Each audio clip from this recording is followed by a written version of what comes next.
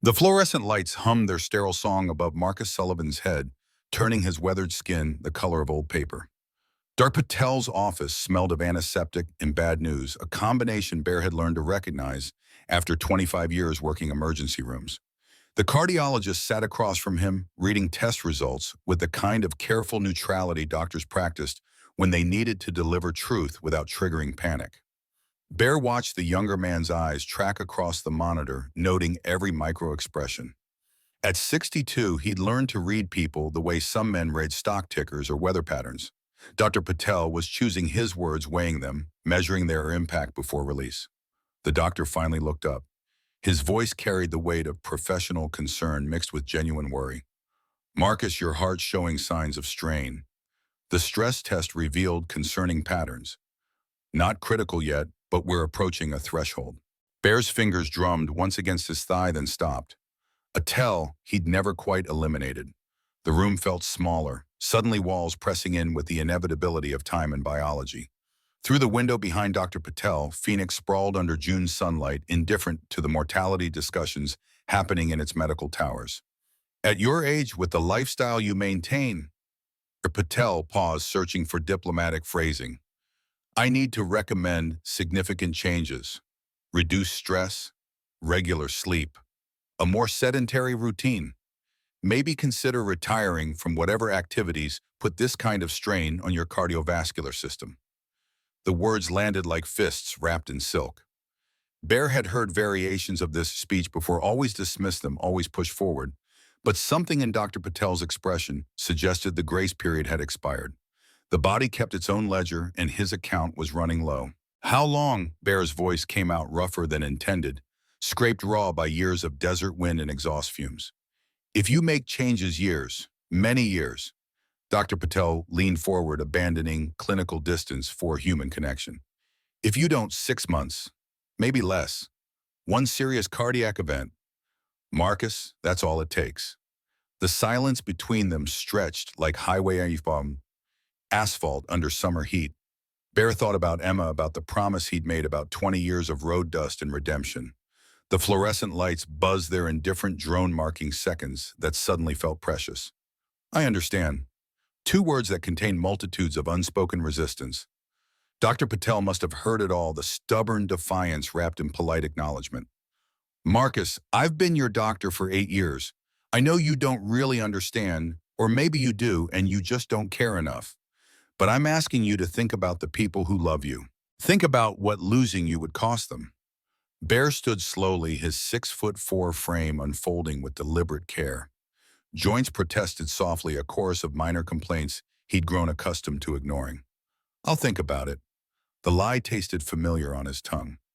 Outside, Phoenix heat struck like an open hand. Bear walked to his bike, a Harley-Davidson Road King that had carried him across 48 states and into more confrontations than he cared to count. His phone vibrated before he reached it. Lily. His daughter's name glowed on the screen, and for a moment he considered letting it go to voicemail, postponing the inevitable conversation. But he'd postponed too many conversations with Lily over the years. Her voice carried that particular blend of exasperation and love that only daughters seem to master. "Dad, we need to talk. Tom and I have been discussing this for weeks, and I can't put it off anymore." Bear straddled his bike but didn't start the engine. Traffic noise provided convenient cover for the silence stretching between Phoenix and wherever Lily was calling from. Probably her office at the Department of Child Safety, surrounded by case files and broken families. "I'm listening, honey." "You need to stop." Direct, unambiguous. Lily had inherited his tendency toward blunt honesty. The riding the missions, the constant traveling. "Dad, you're 62 years old. You're not invincible." The words echoed Dr. Patel's warning with uncanny precision. Bear wondered if they'd coordinated, then dismissed the thought. Lily didn't need anyone's help delivering hard truths. She'd learned that skill watching her mother die, watching her father transform grief into perpetual motion. "I'm being careful." "That's not good enough." Lily's voice cracked slightly, revealing the fear beneath her frustration. "Tom and I are having a baby. You're going to be a grandfather. And I need my child to actually know, you not just hear stories about the biker who died on some random highway helping strangers." The world tilted slightly. Bear gripped the handlebars, steadying himself against sudden vertigo that had nothing to do with his heart condition. You're pregnant. 12 weeks. I wanted to tell you in person, but you're never here, and I can't wait anymore. Lily's breath caught. Please, Dad, one more ride if you absolutely have to. Make it your last one. Come home. Be here. Be a grandfather. Bear looked down at his hands, knuckles scarred from decades of work and conflict veins prominent under sun-damaged skin. These hands had held Emma as she died, had delivered first aid to countless bleeding strangers, had gripped handlebars through storms and across deserts in search of something he could never quite name. Lily, The words stuck in his throat, tangled with competing obligations and identities he didn't know how to reconcile. I know you made a promise to Mom. Lily's voice softened. But Dad, she wouldn't want you to die keeping it. She'd want you here, with me, with your grandchild. The line went quiet except for traffic noise on both ends of the connection. Bear thought about Emma's funeral 17 years ago, standing beside a grave with 15-year-old Lily pressed against his side, both of them hollow with loss. He'd made his promise, then whispered it like a prayer or a vow. I'll make her proud. I'll help people the way she helped me. And he had. 20 years of the Road Guardians, 43 states, hundreds of people helped. But Lily was right.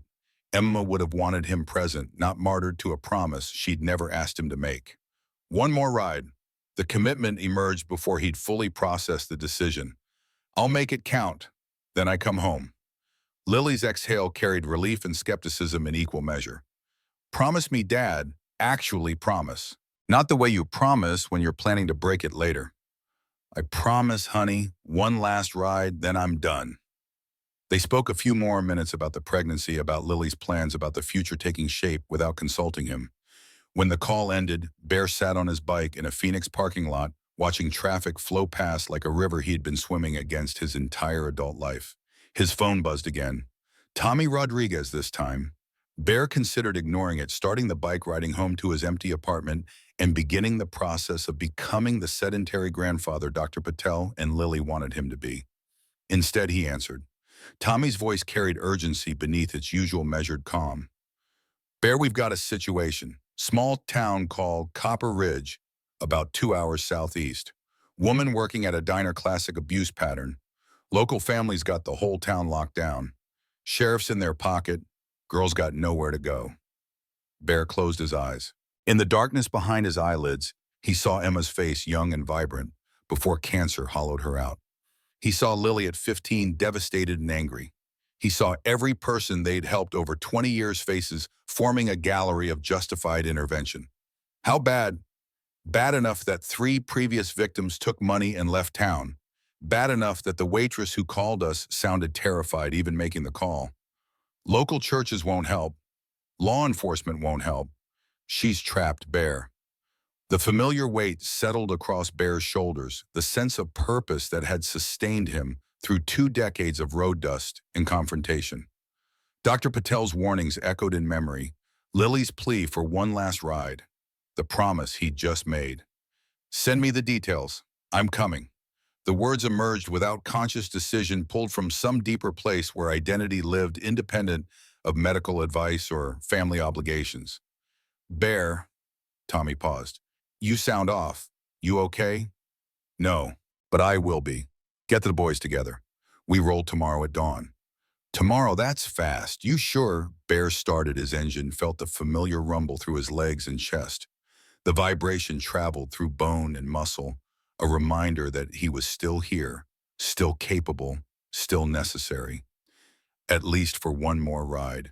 I'm sure this is it, Tommy, last mission. I'm retiring after this. The silence on the line stretched long enough that Bear checked to see if the call had dropped. Finally, Tommy spoke, voice careful. That's probably good. We're all getting older. Maybe it's time. Maybe. Bear pulled into traffic, Phoenix heat rising from asphalt in visible waves. But not yet. Not until we help this woman. Then we're done. The ride home gave Bear time to think, which he immediately regretted. Thinking led to questioning led to doubt, and doubt was a luxury he couldn't afford when people needed help. His apartment waited in a complex that specialized in temporary residents, divorced men, travelers, people between lives. He'd lived there 6 years without bothering to personalize beyond the minimum necessary for human habitation. The only decoration that mattered occupied his bedroom dresser, a photo of Emma taken 3 weeks before diagnosis laughing at something beyond the camera's frame. Her dark hair caught sunlight. Green eyes bright with life she didn't know she'd soon lose.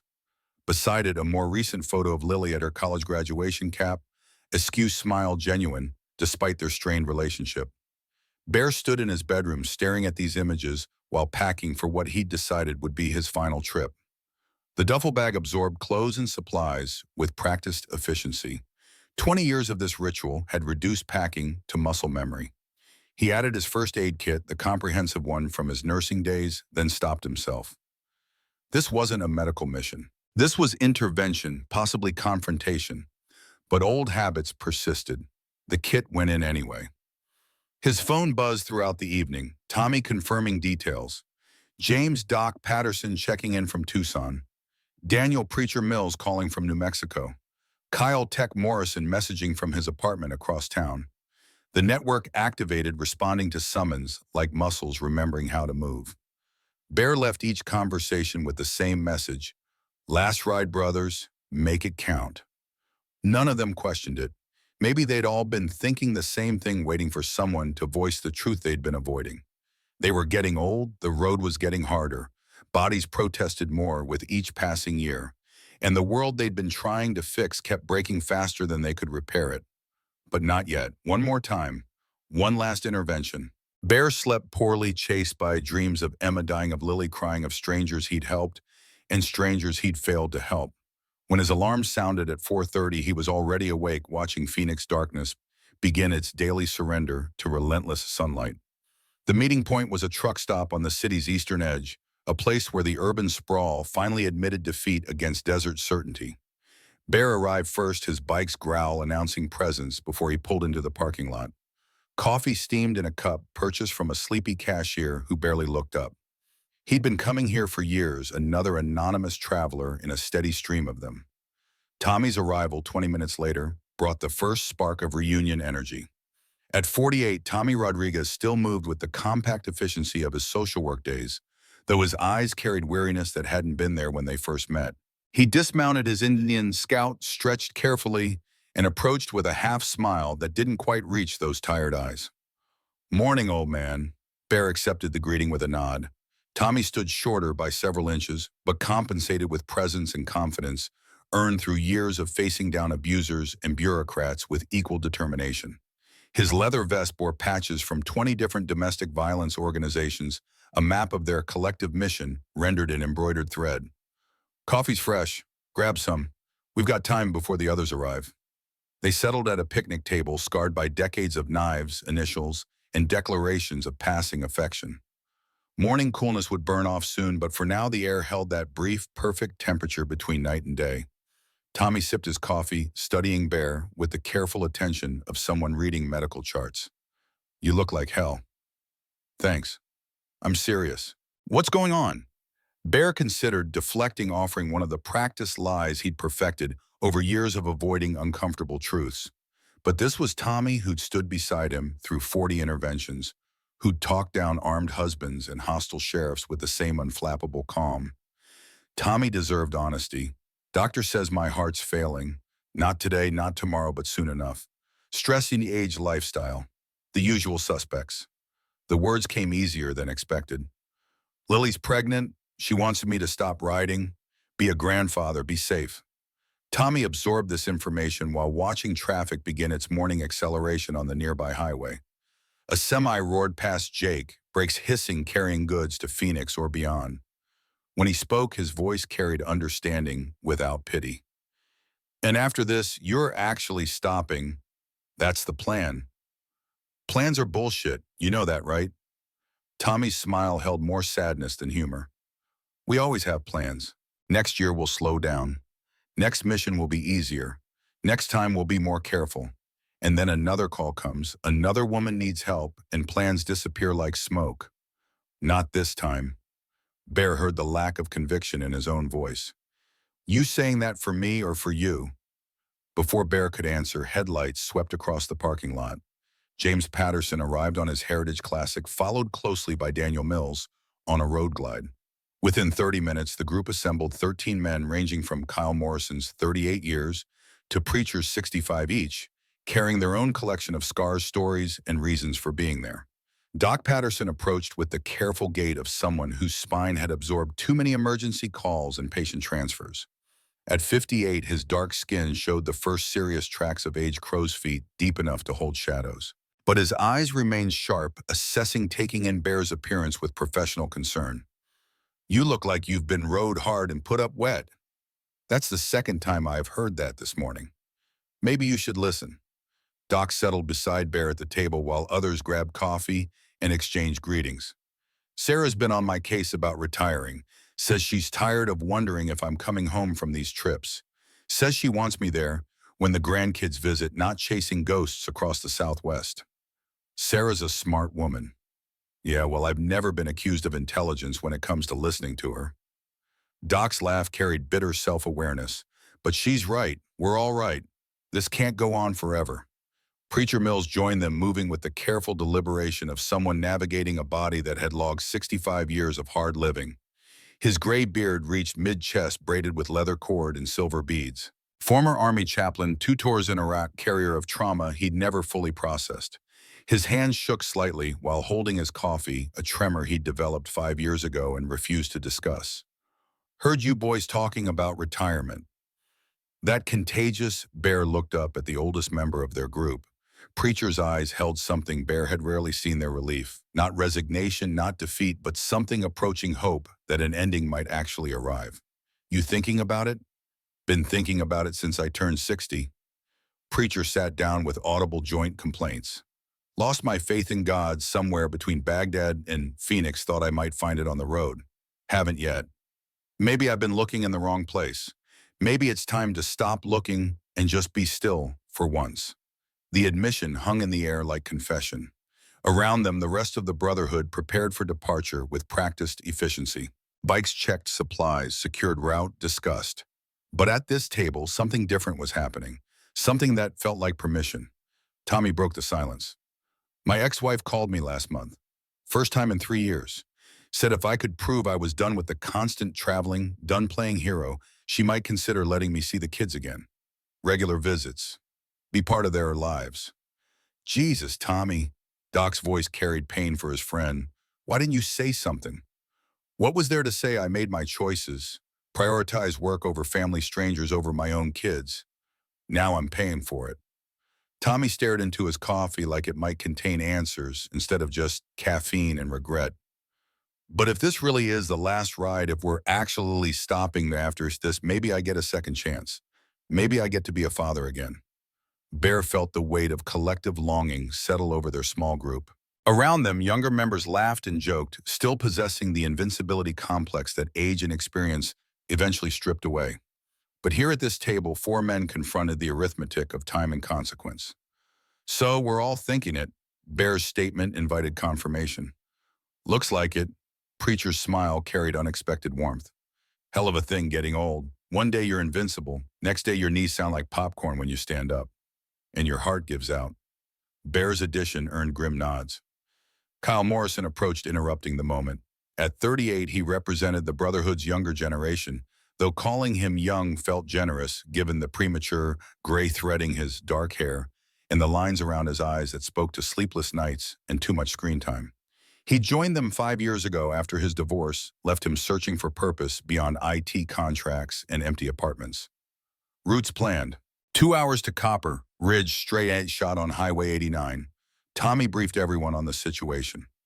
Kyle's tablet displayed maps and data with the precision he brought to everything. Small town population 2,800. Hawthorne family basically runs the place, diner, hardware store, construction company, rental properties. Sheriff's the family uncle, classic small town dynasty. "And the victim?" Doc asked. "Sarah Chen, 27 years old. Works at Rosie's Diner. Been there 4 years. Abuse pattern consistent with long-term domestic situation. Called our hotline 3 days ago, almost hung up twice before finishing the conversation." Kyle swiped through photos and information with clinical efficiency. Abuser is Derek Hawthorne, 33, co-owner of the diner and several other family businesses. 3 previous victims we know about all paid off and relocated. Bear studied the photo. Kyle displayed a young woman with auburn hair and green eyes that reminded him painfully of Spring and Emma in better times.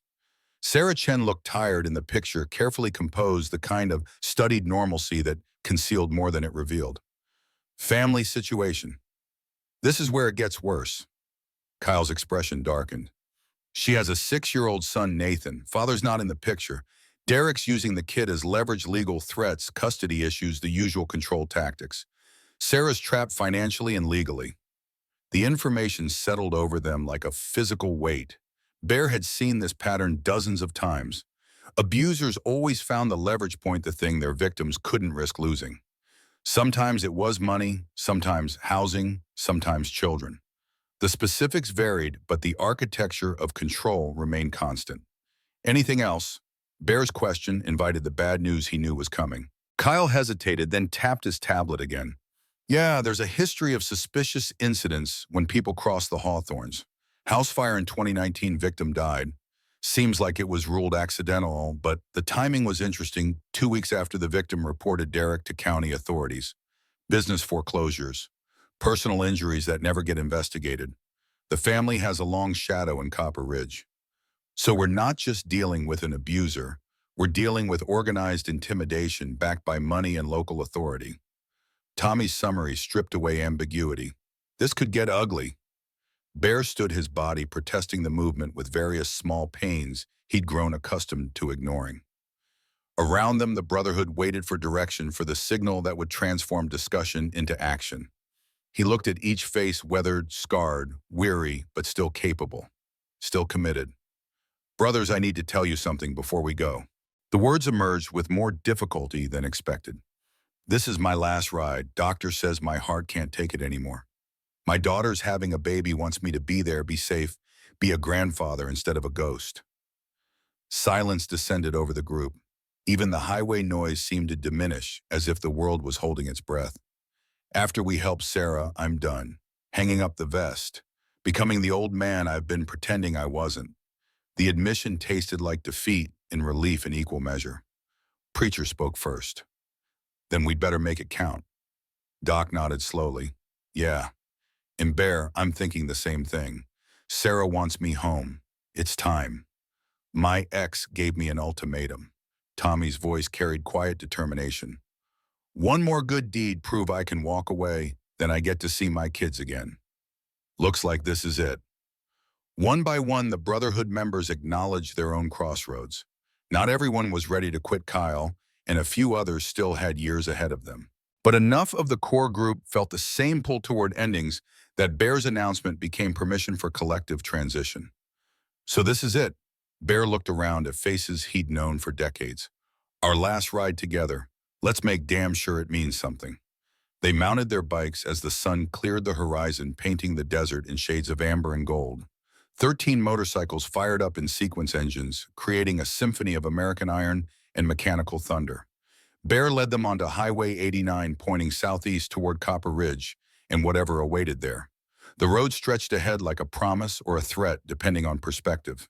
They rode through morning heat that built toward brutal by the time they reached the outskirts of Copper Ridge 2 hours later. The town materialized from desert haze like a mirage, achieving substance, collection of buildings huddled against the landscape's hostility sustained by stubborn human insistence on permanence in places that resisted it. Bear slowed as they entered city limits, noting details with trained observation. Main Street ran straight through town, lined with businesses displaying that particular southwestern aesthetic of aging gracefully versus giving up entirely. A hardware store, a pharmacy, 2 churches, a post office that looked ready for retirement itself. And there at the center, like a beating heart, Rosie's Diner occupied a corner lot with parking on 2 sides. The building wore classic diner architecture, chrome and glass, red vinyl visible through windows, a sign promising breakfast served all day. Bear checked his watch, 7:15 in the morning, earlier than they'd planned. He'd woken at 4:30, unable to sleep, and called the ride early. Time felt precious now, seconds and minutes acquiring value they'd lacked when his future stretched endlessly ahead. The Brotherhood parked their bikes in a row along the street, chrome gleaming under morning sun. Bear dismounted carefully, letting his body adjust to standing after 2 hours of riding. His chest felt tight, subtle pressure he'd learned to recognize as warning rather than emergency. He took a slow breath, willing his cardiovascular system to cooperate for a few more hours. Through the diner's windows, he could see early customers scattered in booths. A waitress moved between tables with practiced efficiency. Even from this distance, Bear recognized Sarah Chen from Kyle's photos. Auburn hair pulled back in a ponytail, green eyes that hadn't yet noticed the 13 bikers gathering outside. Tommy joined him on the sidewalk. "You sure about going in now? We're 45 minutes early. Derek's not supposed to arrive until 9. "I'm sure." Bear wasn't sure, but commitment felt safer than hesitation. "Let's get coffee, assess the situation, talk to Sarah if we can." The Brotherhood filed into Rosie's diner boots, heavy on checkered linoleum leather vests, and road dust announcing their presence before anyone looked up. The effect was immediate and predictable. Conversations stopped. Mid-sentence coffee cups froze halfway to mouths, forks paused in air. Bear had experienced this reaction hundreds of times across dozens of towns. People saw the bikes, the leather, the saitas, the scars, and made instant calculations about threat and safety. He ignored it all, focusing instead on Sarah Chen as she turned from a booth to see 13 bikers spreading through her diner like water finding available space. He watched her face cycle through surprise, concern, and something that looked almost like hope before a professional service mask slammed down over all of it. She approached with menus tucked under her arm, voice steady despite hands that trembled slightly. "Good morning, gentlemen. What can I get you to drink?"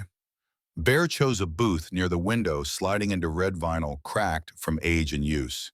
He kept his voice gentle, modulating tone and volume to minimize intimidation. At 6'4" and north of 250, he'd learned decades ago that soft words worked better than loud ones when putting people at ease. "Coffee all around, sweetheart, and take your time with those menus. We're in no hurry." Sarah nodded, started to turn, and Bear saw what he'd come to see, the shadow along her jawline, poorly covered with makeup, the way she moved, protecting her left side, the flinch when the door opened behind her. His nursing training kicked in automatically, cataloging injuries and assessing severity with the detached precision that had served him through thousands of emergency room shifts. She'd been hit recently. Within the last week, based on bruise coloration. The way she protected her ribs suggested either fracture or severe bruising. And something else, when she reached for the coffee pot, her sleeve rode up, revealing marks that looked suspiciously like cigarette burns marching up her inner forearm. Bear's jaw tightened.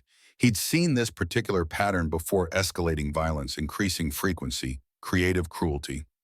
Sarah Chen was in danger, and the danger was accelerating. She returned with coffee pouring, with hands that shook despite obvious effort at control. Bear accepted his cup, wrapping both hands around the warmth, despite Phoenix training him to prefer iced beverages. The gesture gave him excuse to keep his movements slow and non-threatening while maintaining eye contact. "Thank you, miss." He glanced at her name tag. "Sarah, is it?" "Yes, sir." Professional distance carefully maintained. "My name's Bear. These are my brothers. We're just passing through, heard about your famous apple pie." The lie came easily, a practiced opening that created space for conversation without immediate pressure. "I'll bring some menus." Sarah moved to retreat. "Sarah, if you don't mind, could I ask you something?" Bear kept his tone conversational, nothing demanding or aggressive. "I used to work emergency rooms, 25 years as a trauma nurse, and I couldn't help but notice you're moving like someone who's hurting. You doing okay?" The color drained from Sarah's face before flushing back in red waves. She took a small step back, grip tightening on her coffee pot. "I'm fine, just clumsy. Walked into a cabinet door yesterday." Cabinet doors don't leave cigarette burns on forearms. Bear didn't say it out loud. Instead, he nodded slowly as if accepting her explanation. "Okay, well, if you need anything, medical attention, someone to talk to, anything at all, we're here. No judgment, no pressure. Sometimes it just helps to know you're not alone." Sarah's eyes filled with tears. She blinked back fast. Her mouth opened, closed, opened again. Finally, words emerged barely above a whisper. "Please don't. I need this job. My manager arrives soon, and if he sees me talking to you..." "Your manager did this." Tommy's voice came from the booth behind them, carefully controlled rage beneath measured tone. Sarah's silence answered louder than words. She turned quickly, almost running toward the kitchen coffee pot clutched like a shield. Bear watched her go, noting the way other customers tried to pretend they hadn't witnessed the exchange. An elderly woman in the corner booth looked away when Bear's eyes passed over her.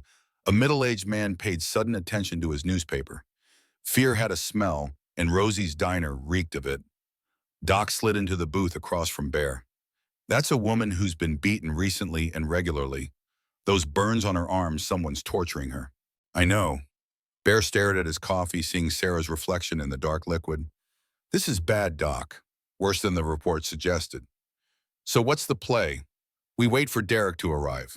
Get the measure of him. See what we're dealing with. Bear paused, chest tightening again. He pressed a hand against his sternum, willing the discomfort to pass. Then we figure out how to extract Sarah from this risky situation without getting her killed in the process. The diner filled slowly as morning progressed. Locals trickled in, ordered breakfast, spoke in low tones that suggested awareness of the Brotherhood's presence without direct acknowledgement. Sarah moved between tables with mechanical efficiency, smile fixed in place, eyes carefully avoiding the booth where Bear sat watching. A woman entered around 7:30, elderly Hispanic, maybe late 60s. She wore a Rosie's uniform identical to Sarah's, moved with the confidence of someone who'd worked there for decades. Her name tag read Rita. She glanced at the Brotherhood, then at Sarah, and something passed between the two women. Communication Bear couldn't decode but recognized as significant. Kyle materialized beside Bear's booth, tablet in hand. Been monitoring social media and local communications. Derek Hawthorne's truck is still at his house.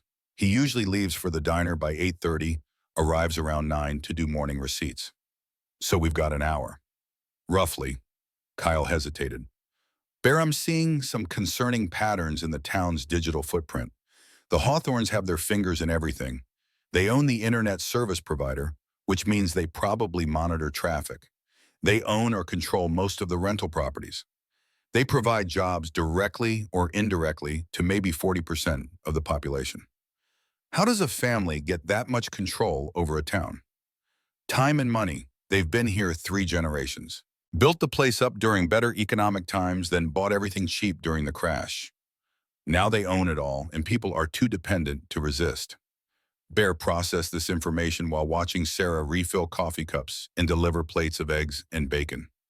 She moved through routines with the exhaustion of someone who'd stopped hoping things might improve. What about the sheriff? Clayton Hawthorne, Derek's uncle, 28 years on the bomb, no serious complaints, no major scandals, but also no meaningful investigations into Hawthorne family business, despite multiple suspicious incidents over the years.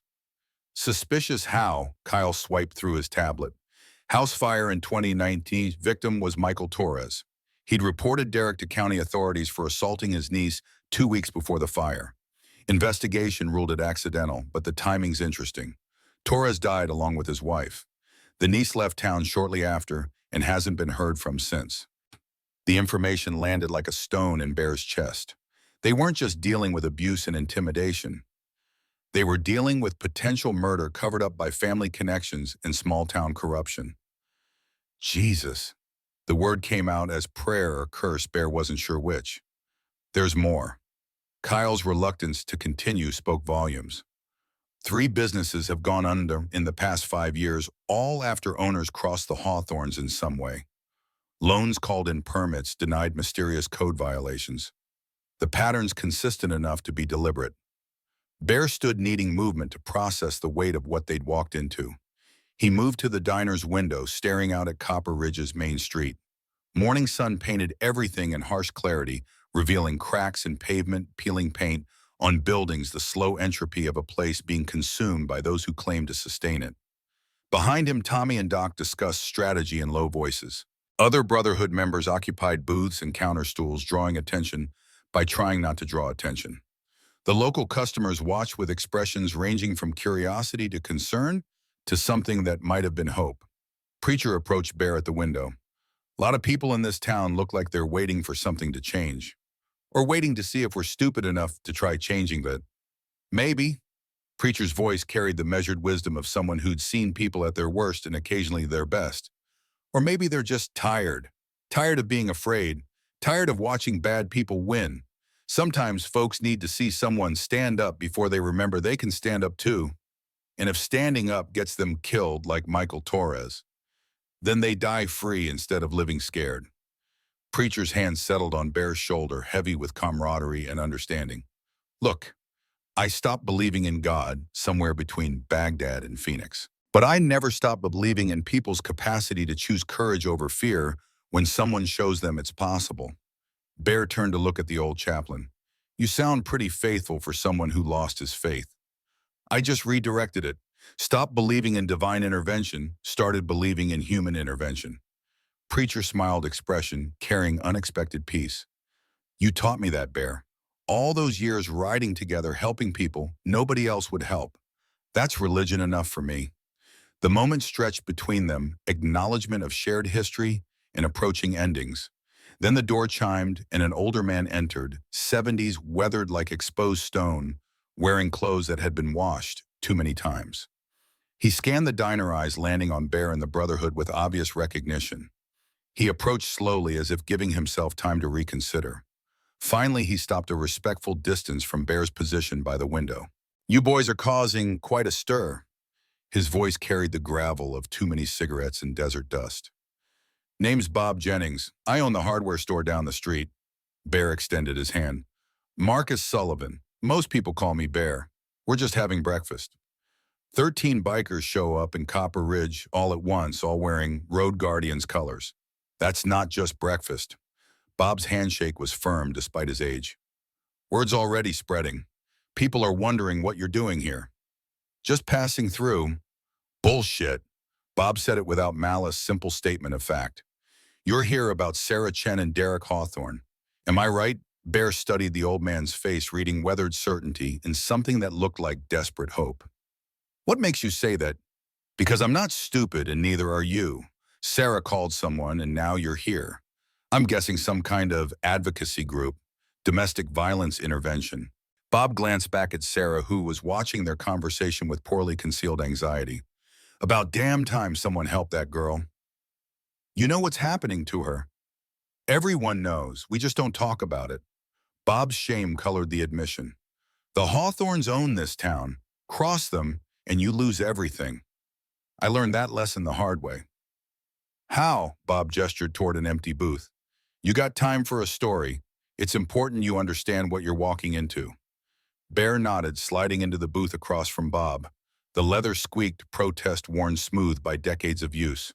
Around them, the diner continued its morning rhythm, but Bear noticed Sarah watching, noticed Rita, the elderly waitress, watching, noticed the way conversations quieted whenever someone glanced their direction.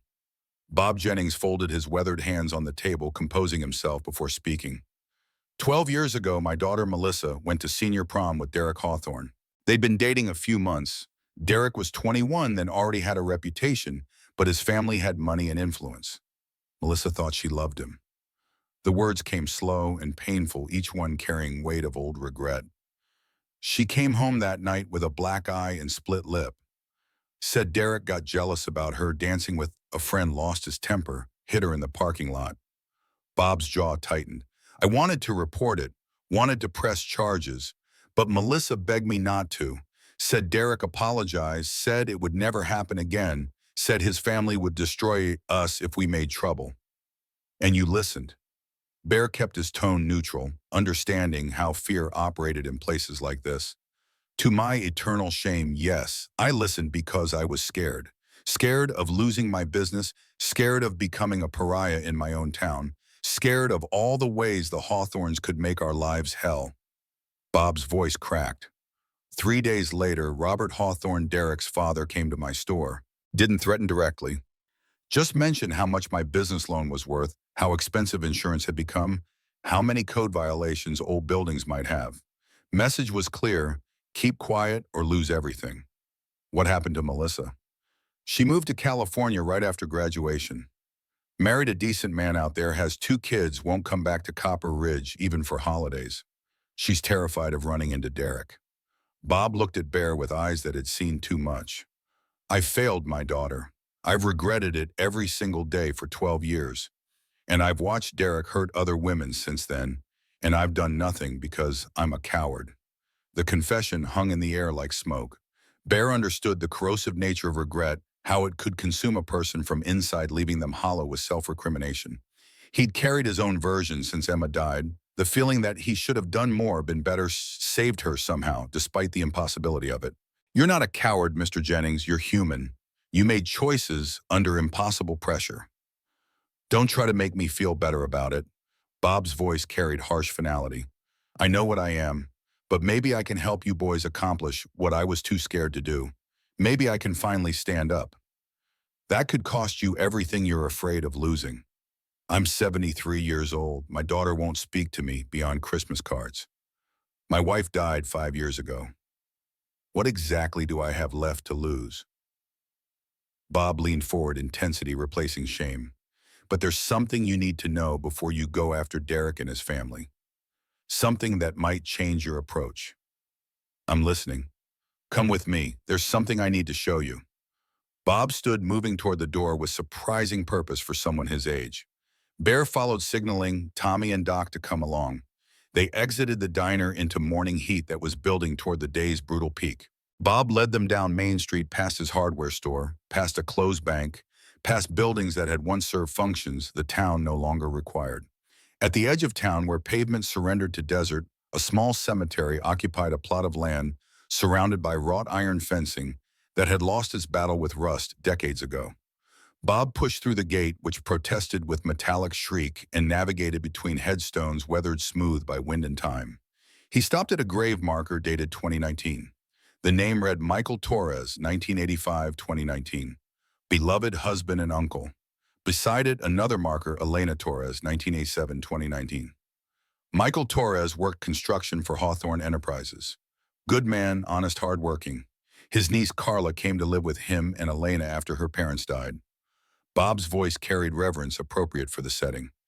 Derek took an interest in Carla. She was 19, beautiful, vulnerable. When she rejected his advances, he got aggressive. Cornered her at a company party, assaulted her. Carla told Michael, and Michael reported it to county authorities. Bear stared at the grave, doing math that added up to violence and death. 2 weeks later, their house caught fire. 3 in the morning. Electrical fault, according to the investigation. Michael and Elena died of smoke inhalation trying to get out. The exit doors, both of them, were jammed from the outside. Bob's hands trembled as he touched the headstone. Carla wasn't there that night. She'd been staying with friends because she was afraid. After the funeral, she disappeared. No forwarding address, no contact information. Just gone. And the investigation found nothing suspicious. Doc's voice carried professional skepticism. The fire marshal was Sheriff Clayton Hawthorne's fishing buddy. The investigation lasted 3 days. Ruled accidental, case closed. Bob turned to face them, expression equal parts grief and rage. Michael Torres died because he tried to protect his niece from Derek Hawthorne, and nobody did a damn thing about it. The implications settled over them like physical weight. This wasn't just about helping Sarah Chen escape an abusive relationship. This was about confronting a family that had literally gotten away with murder, protected by their money, their influence, and their control over local law enforcement. Tommy broke the silence. Jesus Christ, we're not just dealing with abuse. We're dealing with organized crime family masquerading as respectable business owners. That's exactly what they are. Bob's confirmation carried bitter certainty. And anyone who crosses them either gets destroyed or gets dead. You boys need to understand what you're walking into. This isn't some abusive boyfriend you can intimidate into backing off. This is a family that will kill to protect their power and their son. Bear looked at the graves, at the names carved in stone, at the dates that marked lives cut short by cruelty and corruption. His chest tightened again, that familiar pressure that signaled his heart's protest against stress and emotion. He pressed a hand against his sternum, breathing slowly, willing his cardiovascular system to hold together a little longer. Just one more day, one more intervention, then he could rest. We understand. Bear's voice came out rougher than intended, and we're not backing down. Sarah deserves better than to be the next victim who disappears or dies. This town deserves better than to be held hostage by murderers. You sound pretty confident for someone who just learned they're facing killers. I've been a trauma nurse for 25 years and a road guardian for 20. I've seen more violence, more death, more cruelty than you can imagine. Bear turned from the graves to face Bob Jennings. And I've learned one thing: bullies and murderers only win when good people do nothing. We're not going to do nothing. Bob studied Bear's face, reading something there that seemed to satisfy whatever test he'd been conducting. Okay, then I'm going to help you. And there are others in town who will too, once they see someone's actually standing up. They walked back to Rosie's diner in silence, each processing the weight of what they'd learned. The town looked different now to Bear. Not just a collection of buildings, but a prison where fear kept people locked inside their own lives. Every person they passed carried the knowledge of what had happened to Michael Torres, carried the understanding that justice had been bought and buried alongside his body. Back at the diner, Sarah was serving a family with young children, smile fixed in place, movements mechanical. Rita watched from behind the counter, expression unreadable but intense. Other customers maintained their studied obliviousness, pretending the 13 bikers and the old man who'd taken them to see a grave were unremarkable elements of an ordinary morning. Bear checked his watch, 8:40. Derek would arrive in 20 minutes, maybe less. Time to prepare to position themselves to ready for confrontation that had been building since the moment Sarah made that desperate phone call 3 days ago. He pulled out his phone, typed a text message to Lily. "Honey, I love you. You're going to be a great mother. Tell my grandchild that Grandpa tried to do good." His thumb hovered over the send button for several heartbeats before pressing it. The message disappeared into digital space, carrying words that felt too much like goodbye. Doc appeared at his elbow. "You okay, Bear? You're looking pale." "I'm fine. That's what you said an hour ago, and 2 hours ago, and probably what you'll say when you're actually having a heart attack." The doc's professional assessment allowed no deflection. "We should have a serious conversation about whether you're physically capable of handling whatever's about to happen." "Not now, Doc." "Then when after you collapse, after your heart gives out in the middle of confrontation?" Bear turned to face his old friend. "After we help Sarah, after we stand up to the people who killed Michael Torres, after we do what we came here to do, then I'll worry about my heart. And if you die doing it, then I die doing something that matters." Bear's voice carried finality that ended discussion. "I made a promise 17 years ago standing beside Emma's grave. I promised her I'd help people. I've kept that promise for 2 decades. I'm not breaking it now just because my body's giving out." Doc opened his mouth to argue, then closed it. Understanding passed between them, acknowledgement of the stubborn courage that had defined Bear's adult life and would apparently define his ending too. Finally, Doc nodded once, acceptance replacing objection. "Okay, but when this is over, you're going straight to a hospital. No arguments." "Deal." The door chimed. Sarah looked up from the table she was serving, and her face went white as desert salt. She dropped the coffee pot she'd been holding. It shattered on the floor, ceramic and hot liquid spreading across checkered linoleum in patterns that looked almost deliberate. But Bear wasn't watching the broken pot or the spreading coffee. He was watching the door, watching the man who'd just entered with the confidence of someone who'd never been told no in his entire life. Derek Hawthorne stood 6'2", built like someone who'd played football and hadn't quite let go of that identity, despite a decade passing since his last game. Expensive Boots designer jeans shirt that probably cost more than most people in Copper Ridge made in a week. His hair was slicked back with product, and mirror sunglasses hid his eyes despite being indoors. But more than his appearance, Bear registered his energy, the coiled violence poorly disguised as charm, the predator's awareness, scanning the room for threat and opportunity. Derek's scan stopped on the Brotherhood. His posture shifted subtly, shoulders broadening, chin lifting. Then his attention returned to Sarah, still standing, frozen beside the broken coffee pot and spreading puddle. When Derek spoke, his voice carried across the suddenly silent diner with absolute authority. "Sarah, what the hell cleaned that up? And why are there bikes out front? You know, I don't like that element in my—" He stopped mid-sentence, really seeing the Brotherhood now counting 13 bikers spread through his diner, occupying his space, disturbing his control. His jaw tightened. The sunglasses came off, revealing eyes that registered calculation and challenge in equal measure. "Can I help you boys with something?" Bear stood slowly, unfolding his 6'4" frame with deliberate care. He felt his heart beating too fast in his chest, felt sweat on his palms that had nothing to do with desert heat. This was it, the moment that would define everything that came after. Behind him, he sensed rather than saw the Brotherhood preparing, adjusting positions, reading the room's energy the way they'd learned through dozens of interventions. Tommy moved slightly left. Doc shifted right. Preacher remained centered. Perfect positioning without obvious threat. "We were just having breakfast." Bear's voice came out steady despite his racing heart. "Your waitress has been wonderful. Real professional." Derek's eyes narrowed, processing something beyond the words. He looked at Sarah, at the broken pot, at the 13 bikers, and his expression shifted from annoyed to dangerous. "Sarah, get in the back. Now, we need to talk." Sarah didn't move. Her eyes darted between Derek and Bear-trapped animal, calculating impossible odds. "I don't think Sarah wants to go anywhere with you right now." Bear's words landed in the silence like stones in still water. Derek's face flushed red. "Who the hell are you to tell her what she wants, Sarah?" I said now. Still, she didn't move. "Sarah." Derek's voice dropped to something colder than rage, more dangerous than shouting. "If you don't come with me right now, you know what happens. We've had this conversation before. Nathan. Nathan is staying exactly where he is." Tommy's voice cut across Derek's threat. "We're licensed social workers with concerns about child welfare." Derek's eyes widened slightly, first sign of uncertainty crossing his features. He pulled his phone from his pocket with the casual confidence of someone used to having authority on speed dial. "We'll see about that. Uncle Martin will sort this out real quick." He made the call, speaking loud enough for the entire diner to hear.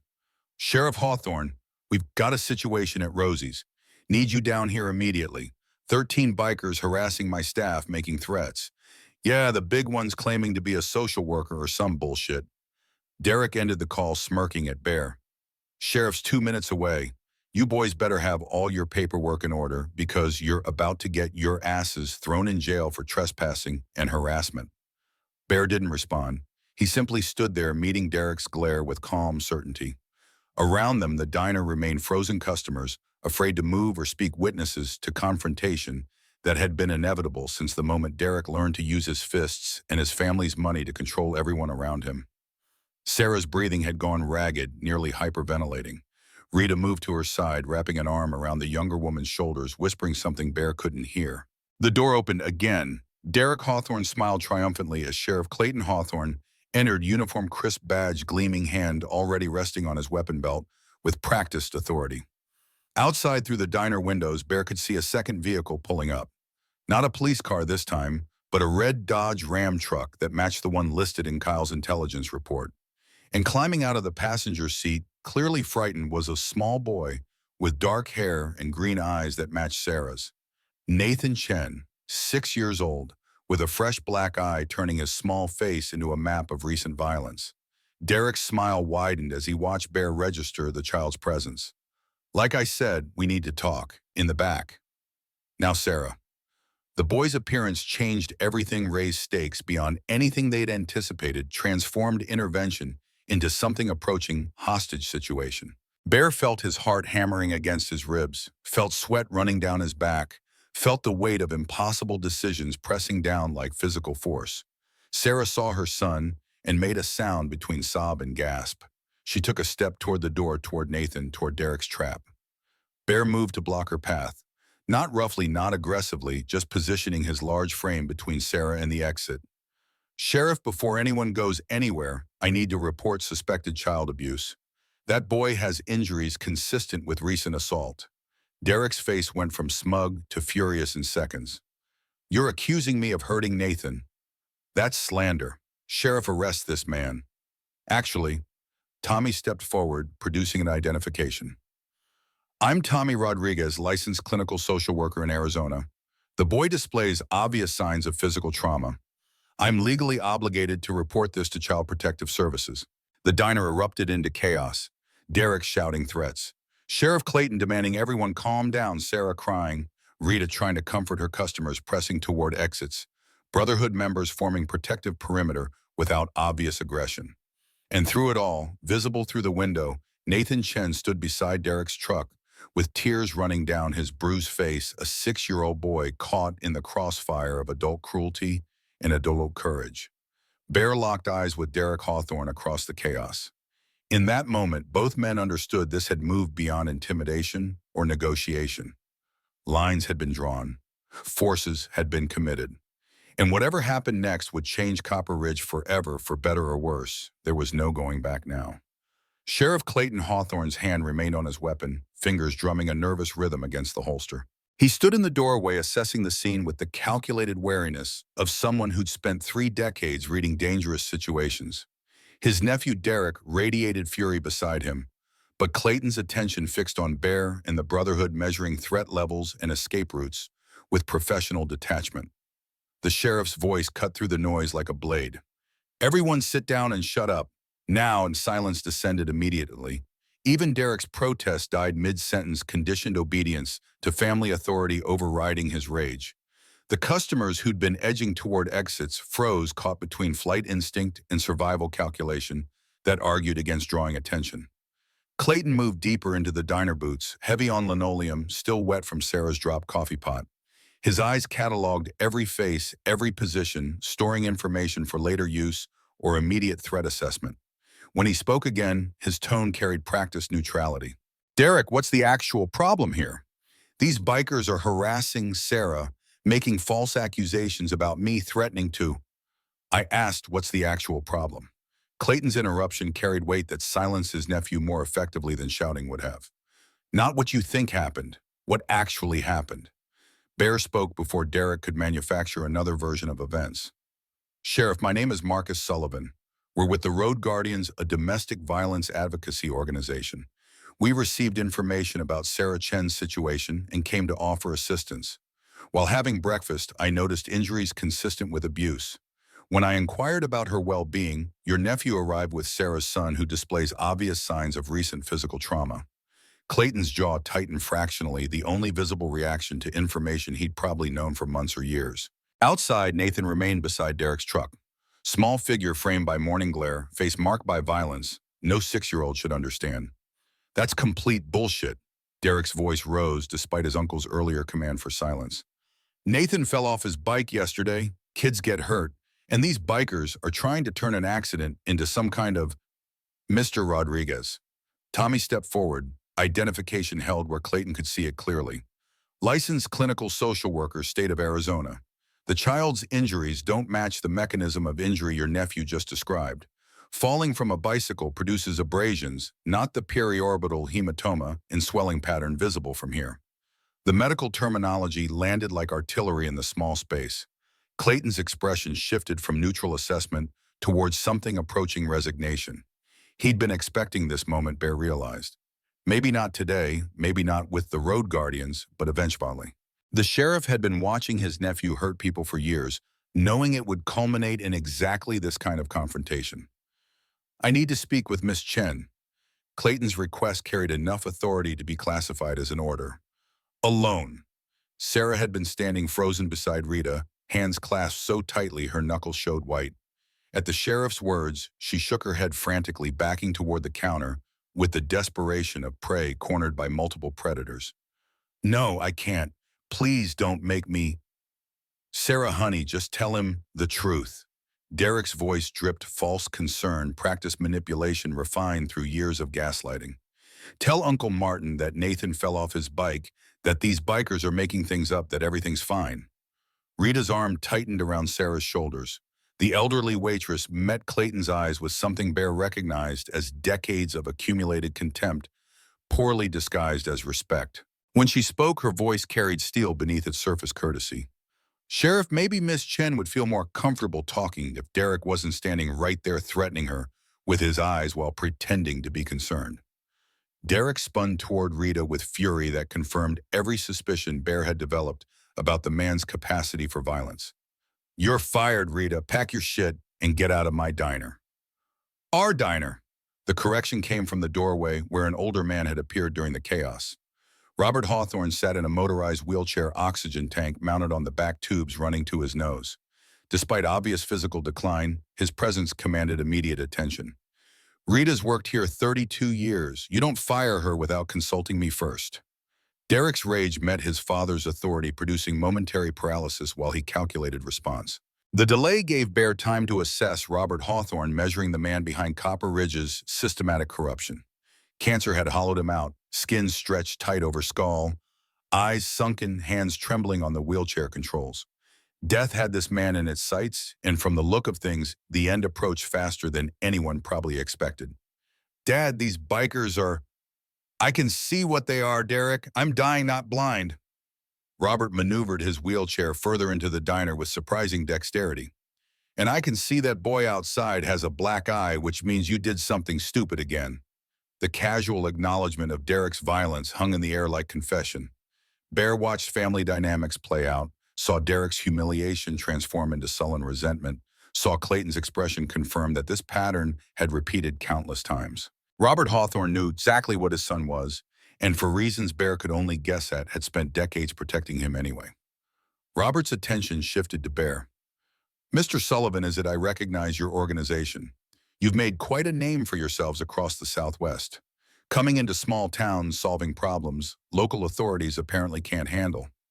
The observation carried undertones Bear couldn't quite parse respect or threat, or possibly both. We help people who need help, Mr. Hawthorne. That's all. Noble work. Expensive too, I imagine. 13 men, motorcycles, cross-country travel. Someone's funding this operation. Robert's oxygen hissed softly between words. What would it cost to fund your next mission, somewhere far from Copper Ridge?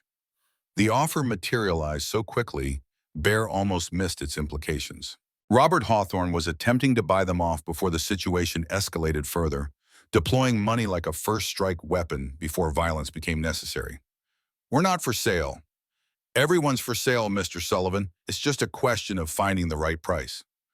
Robert's smile revealed teeth stained by medication and decline. $50,000. Cash. You and your men leave town today, forget you were ever here, and everyone goes home happy. Tommy moved to Bear's left, Doc to his right. Defensive positioning without obvious aggression, brotherhood responding to threat through pure muscle memory. Around them, customers watched with expressions ranging from shock to resignation. This was how power operated in Copper Ridge, openly, brazenly confident that money would resolve any challenge to Hawthorne authority. Mr. Hawthorne, we appreciate the offer, but Sarah Chen needs protection, not negotiation. Your son has been abusing her for nearly 2 years. He's now escalated to hurting her child. That's not something we can ignore or be paid to ignore. Robert's expression hardened despite his physical weakness. My son has problems. I acknowledge that. He's enrolled in anger management therapy, seeing a counselor twice a week.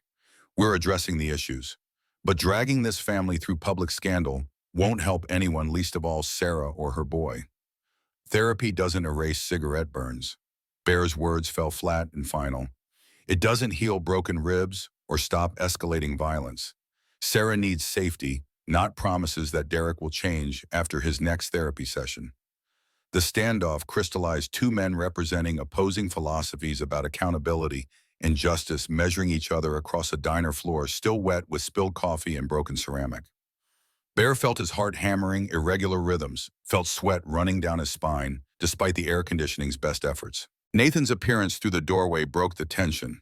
The boy had apparently decided waiting in the truck was worse than facing whatever waited inside. He pushed through the door with the cautious determination of someone who'd learned to read violence in adult postures and voices. Mommy, his small voice cracked the word in half. Sarah broke from Rita's grasp, rushing toward her son with maternal instinct overriding caution. She dropped to her knees, gathering Nathan against her chest, murmuring reassurances that everything would be okay, despite mountains of evidence suggesting otherwise.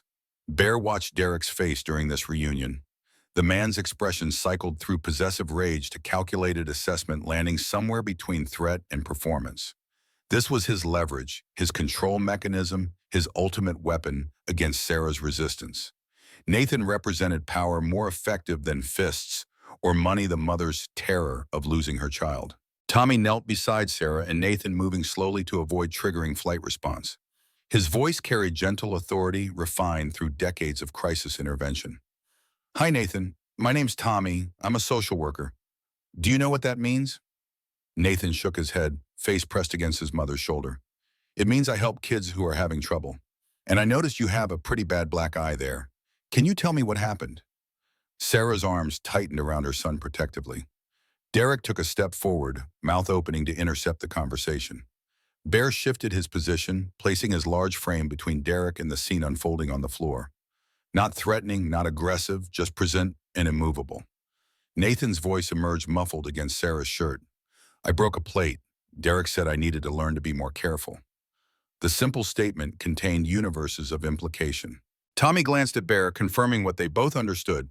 Adults don't give 6-year-olds black eyes for breaking plates unless violence has become their primary educational tool.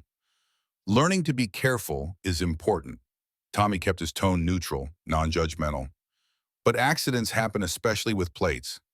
Did Derek teach you with words or with his hands? He pushed me. I fell and hit the table. Nathan's factual delivery suggested this represented normal disciplinary procedure in his world. He said if I cried, he'd give me something to really cry about. So I didn't cry. Sarah's composure shattered completely. She held her son and sobbed, body shaking with grief and rage and helpless terror. Rita moved to join them, creating protective barrier around mother and child. Other customers looked away, unable or unwilling to witness this intimate devastation. Derek's face had gone dangerously red. That's not what happened. Nathan's confused. He fell on his own, and now these people are putting words in his mouth, making him... Shut up, Derek. Robert Hawthorne's command carried absolute authority despite his physical weakness. Just shut up before you make this worse than it already is. Clayton cleared his throat, drawing attention back to his position by the door. His hand had moved away from his weapon, a subtle signal Bear registered as potentially positive. When the sheriff spoke, his voice carried the weight of someone making difficult decisions in real time. Mr. Rodriguez, you said you are obligated to report suspected child abuse. That's correct. I'm making that report now. Tommy pulled out his phone, already dialing. Child Protective Services will need to conduct an investigation, standard protocol. And in the meantime, Clayton's question held genuine uncertainty, as if he'd reached the edge of his practiced neutrality and didn't know how to proceed. Nathan should remain with his mother in a safe environment. Derek Hawthorne should have no contact with either of them pending investigation. Tommy spoke while waiting for CPS to answer, laying out terms that would determine the next phase of escalation. Derek exploded. You can't do this. Nathan's staying with me. Sarah's living in my property. I have rights here. Uncle Martin arrests these people for what? Derek? Clayton's exhaustion leaked through his professional facade. For reporting suspected child abuse, for offering assistance to a woman who clearly needs it. What exactly do you want me to arrest them for? The sheriff's question hung unanswered. Derek looked between his uncle and his father, seeking support that wasn't materializing as expected. Robert watched his son with expression, equal parts disgust and resigned acceptance, seeing clearly, perhaps for the first time, what his decades of protection had created. Tommy connected with Child Protective Services, stepping away to provide information in low tones. Bear remained positioned between Derek and Sarah, aware that the next few minutes would determine whether this situation resolved through systems designed to protect vulnerable people or devolved into the kind of violence Michael Torres had faced before his house mysteriously burned. Rita spoke into the tension. Sarah, honey, you can't go back to Derek's apartment. You know that, right? Sarah's nod was barely perceptible, face still buried in Nathan's hair. There's a women's shelter 2 towns over. Sacred Heart. Good people, safe place. The Brotherhood can get you there. Rita's practical assessment cut through emotional chaos with veteran Waitress efficiency. You file for protective order, get CPS involved, start building a case. With what money? Sarah's voice emerged raw and broken. Derek controls everything, my bank account, my housing, my debt. I have nothing except what I'm wearing right now. You have us. Bear's statement drew her attention. The Road Guardians have resources, legal contacts, safe houses, financial assistance. You won't be alone in this. Derek laughed, harsh sound devoid of humor. You're going to save her with what good intentions and motorcycle rides. Sarah, be smart. Come back with me right now. Drop this nonsense and we'll forget this ever happened. Nathan can come home. You keep your bra. Everything goes back to normal. Normal. Sarah's head lifted, revealing tear-stained face transformed by sudden fury. Normal is you hitting me. Normal is cigarette burns on my arms. Normal is my son learning that violence is how men solve problems. I don't want normal anymore. The declaration landed with unexpected force. Even Derek seemed momentarily speechless, unprepared for resistance from someone he'd systematically broken down over 22 months. Bear felt something shift in the diner's atmosphere. Witnesses, who'd been avoiding involvement, suddenly paying closer attention, measuring Sarah's courage against their own compromises. Tommy returned phone call completed. CPS is sending an investigator, Amanda Richardson. She'll be here within the hour to assess the situation and interview all parties. An hour. Derek's panic manifested as aggression. I'm supposed to just stand here for an hour while you people poison everyone against me. You're free to leave, Mr. Hawthorne. Tommy's professional calm contrasted sharply with Derek's escalating agitation. But if you attempt to contact Sarah or Nathan before the investigation concludes, that won't help your case. Robert's wheelchair hummed as he maneuvered toward the exit. Derek, come with me. We're leaving. Now. Dad, I'm not just going to... Now, Derek. Robert's tone permitted no argument. Let the investigation happen. We'll deal with this through proper channels. The Hawthorne men departed, Derek casting backward glances that promised future retaliation. Robert, looking like a man being driven to his own execution. Clayton lingered by the door, torn between family loyalty and whatever remained of his professional integrity. Before leaving, the sheriff addressed Bear directly. Mr. Sullivan, I'm going to say something off the record. My nephew has problems.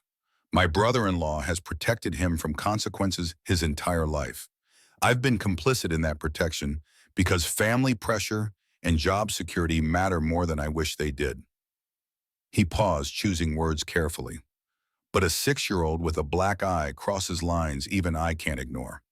Whatever happens next, I'm not standing in your way. But I'm also not standing with you. I'm stepping aside and letting the system work like it's supposed to work. That's all we're asking, Sheriff. Clayton nodded once and left, pulling the door closed behind him with deliberate care. The diner remained silent for several heartbeats, processing what had just occurred. Confrontation without violence, authority refusing to intervene on behalf of power, space opening for justice to possibly function as designed. Rita moved toward the kitchen. I'm making coffee. Real coffee, not the tourist shit we usually serve. Anyone who wants some, speak up. The mundane offer broke remaining tension. Customers returned to their meals, though conversation remained subdued. Sarah held Nathan close, whispering reassurances Bear couldn't hear. The Brotherhood maintained defensive positions without making them obvious, years of practice, allowing them to project protection without visible threat. Doc approached Bear quietly. You need to sit down. Your color's wrong. I'm fine. That's the 3rd time you've said that this morning. Eventually, it's going to stop being true. Doc's medical assessment allowed no deflection.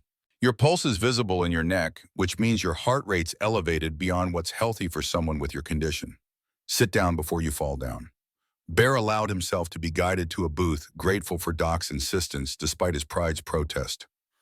The adrenaline that had sustained him through confrontation was draining away, leaving exhaustion and cardiac protest in its wake. He pressed a hand against his chest, feeling his heart's irregular rhythm, counting beats that came too fast and too hard. Preacher slid into the booth across from him. That went better than expected. Nobody got shot or arrested. Yet, Bear's addition acknowledged the temporary nature of their success. Derek's not going to accept this. His father's not going to accept this. They'll come back with lawyers, with money, with whatever leverage they think will work. Then we better be ready. Preacher's voice carried the certainty of someone who'd faced worse odds in worse places. We've got an hour before CPS arrives. Let's use it to build our case. Kyle materialized with his tablet, already pulling up information with practiced efficiency. I've been monitoring local communications. Derek made 6 phone calls in the past 10 minutes. 3 to lawyers, 2 to family members, 1 to someone whose number traces back to a private investigation firm in Phoenix. They're mobilizing. Tommy joined them at the booth. Standard wealthy family response to threat lawyer, up intimidate witnesses, manufacture alternative narrative. Can they actually win? Preacher's question voiced concerns they'd all been avoiding. Depends on the investigator, the prosecutor, the judge, and how much influence the Hawthorns have over each of those positions. Tommy's assessment offered no false comfort. In a fair fight, Sarah wins. In Copper Ridge, where the Hawthorns own most of the economy and have family and law enforcement, it's going to be difficult. Bear watched Sarah across the diner, watched her hold her son, while Rita brought them food neither seemed capable of eating. Mother and child trapped in amber moment, frozen between past trauma and uncertain future. He thought about Emma, about Lily, about all the promises he'd made and kept and broken. His chest tightened, further pressure building behind his sternum like a fist squeezing his heart. Bear, Doc's voice came from somewhere distant. Bear, talk to me. The diner tilted slightly. Bear gripped the table edge, willing the world to stabilize, willing his cardiovascular system to hold together just a little longer. Not yet. Not before he saw this through. Not before Sarah and Nathan found safety. I'm okay. The lie tasted like copper and fear.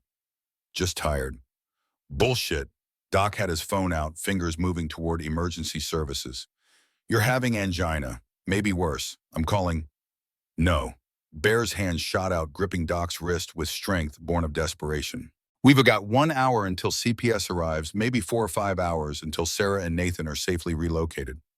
After that, you can call anyone you want. But not yet, please, Doc. Not yet. The two men stared at each other across the booth, 40 years of friendship compressed into silent negotiation. Finally, Doc pocketed his phone with obvious reluctance. After Sarah's safe. The moment she's safe, we're going to a hospital. And I don't care if I have to knock you unconscious and drag you there myself. Agreed. Rita appeared with coffee and pie, setting both in front of Bear, with the firmness of someone accustomed to feeding stubborn men. Eat. You look like Death's ugly cousin. That's the consensus. Bear accepted the fork she pressed into his hand.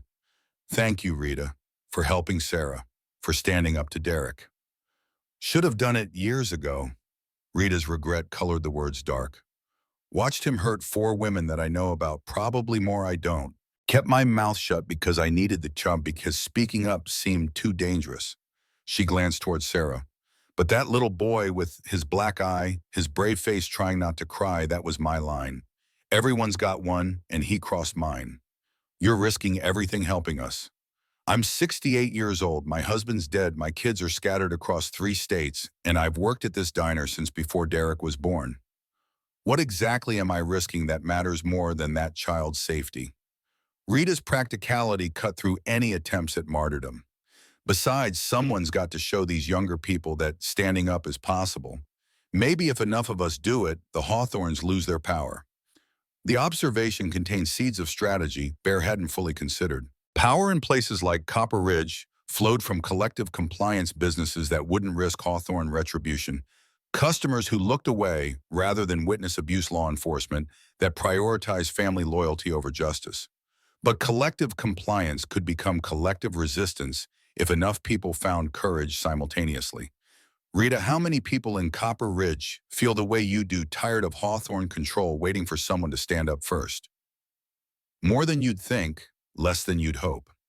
She considered the question seriously. Maybe a third of the town would actively resist given the opportunity. Another third would support quietly. The rest are either too dependent on Hawthorne money or too scared to care. 2/3 is enough. Tommy had been listening from the adjacent booth. If we can mobilize the people who want change, demonstrate that resistance is possible without immediate destruction, others will join. Kyle's tablet chimed. He glanced at the screen, expression shifting from concentration to concern. We've got a problem. Derek just posted on social media, claims the road guardians invaded his business, threatened his family, and are trying to destroy his reputation through false accusations. Let me see. Bear leaned across the table, reading Derek's post with growing recognition of a familiar pattern. Abusers always cast themselves as victims when confronted, manufacturing narratives where their accusers became aggressors. The post already had dozens of comments split between people defending Derek and others questioning his version of events. Can we respond? Preacher asked. Not directly. Tommy's social work experience informed his caution. Engaging in public argument makes us look defensive.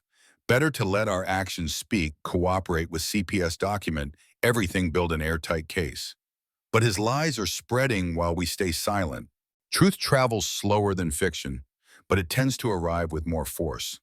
Tommy's philosophy had sustained him through countless interventions where perception and reality diverged. Derek's building a narrative that will collapse the moment CPS substantiates abuse. Let him dig his own grave. The door opened again. A woman entered mid-40s professional attire carrying a briefcase and the weary competence of someone who'd seen too many broken families.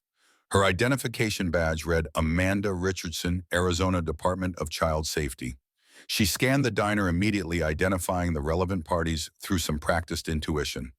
I'm looking for Sarah Chen and Nathan Chen. Sarah stood slowly, Nathan clutched against her side. That's us. Amanda approached with the careful neutrality child protection workers cultivated close enough to connect, distant enough to maintain objectivity. Hi, Sarah. Hi, Nathan. My name is Amanda. I work for an agency that makes sure kids are safe and healthy. I need to ask you both some questions. Is that okay? Nathan nodded uncertainly. Sarah's grip on her son tightened, fractionally maternal instinct, recognizing that this woman held power to either save or destroy what remained of their family. Can we talk somewhere private? Amanda glanced around the diner's public space. Rita gestured toward the back. Office is available. No cameras, no windows to the dining area. Perfect. Sarah, if you and Nathan would come with me. This will take about 30 minutes. Amanda's attention shifted to Bear and the Brotherhood. I'll need to speak with whoever initiated the report after I finish with the family. Tommy raised his hand. That would be me, Tommy Rodriguez, LCSW.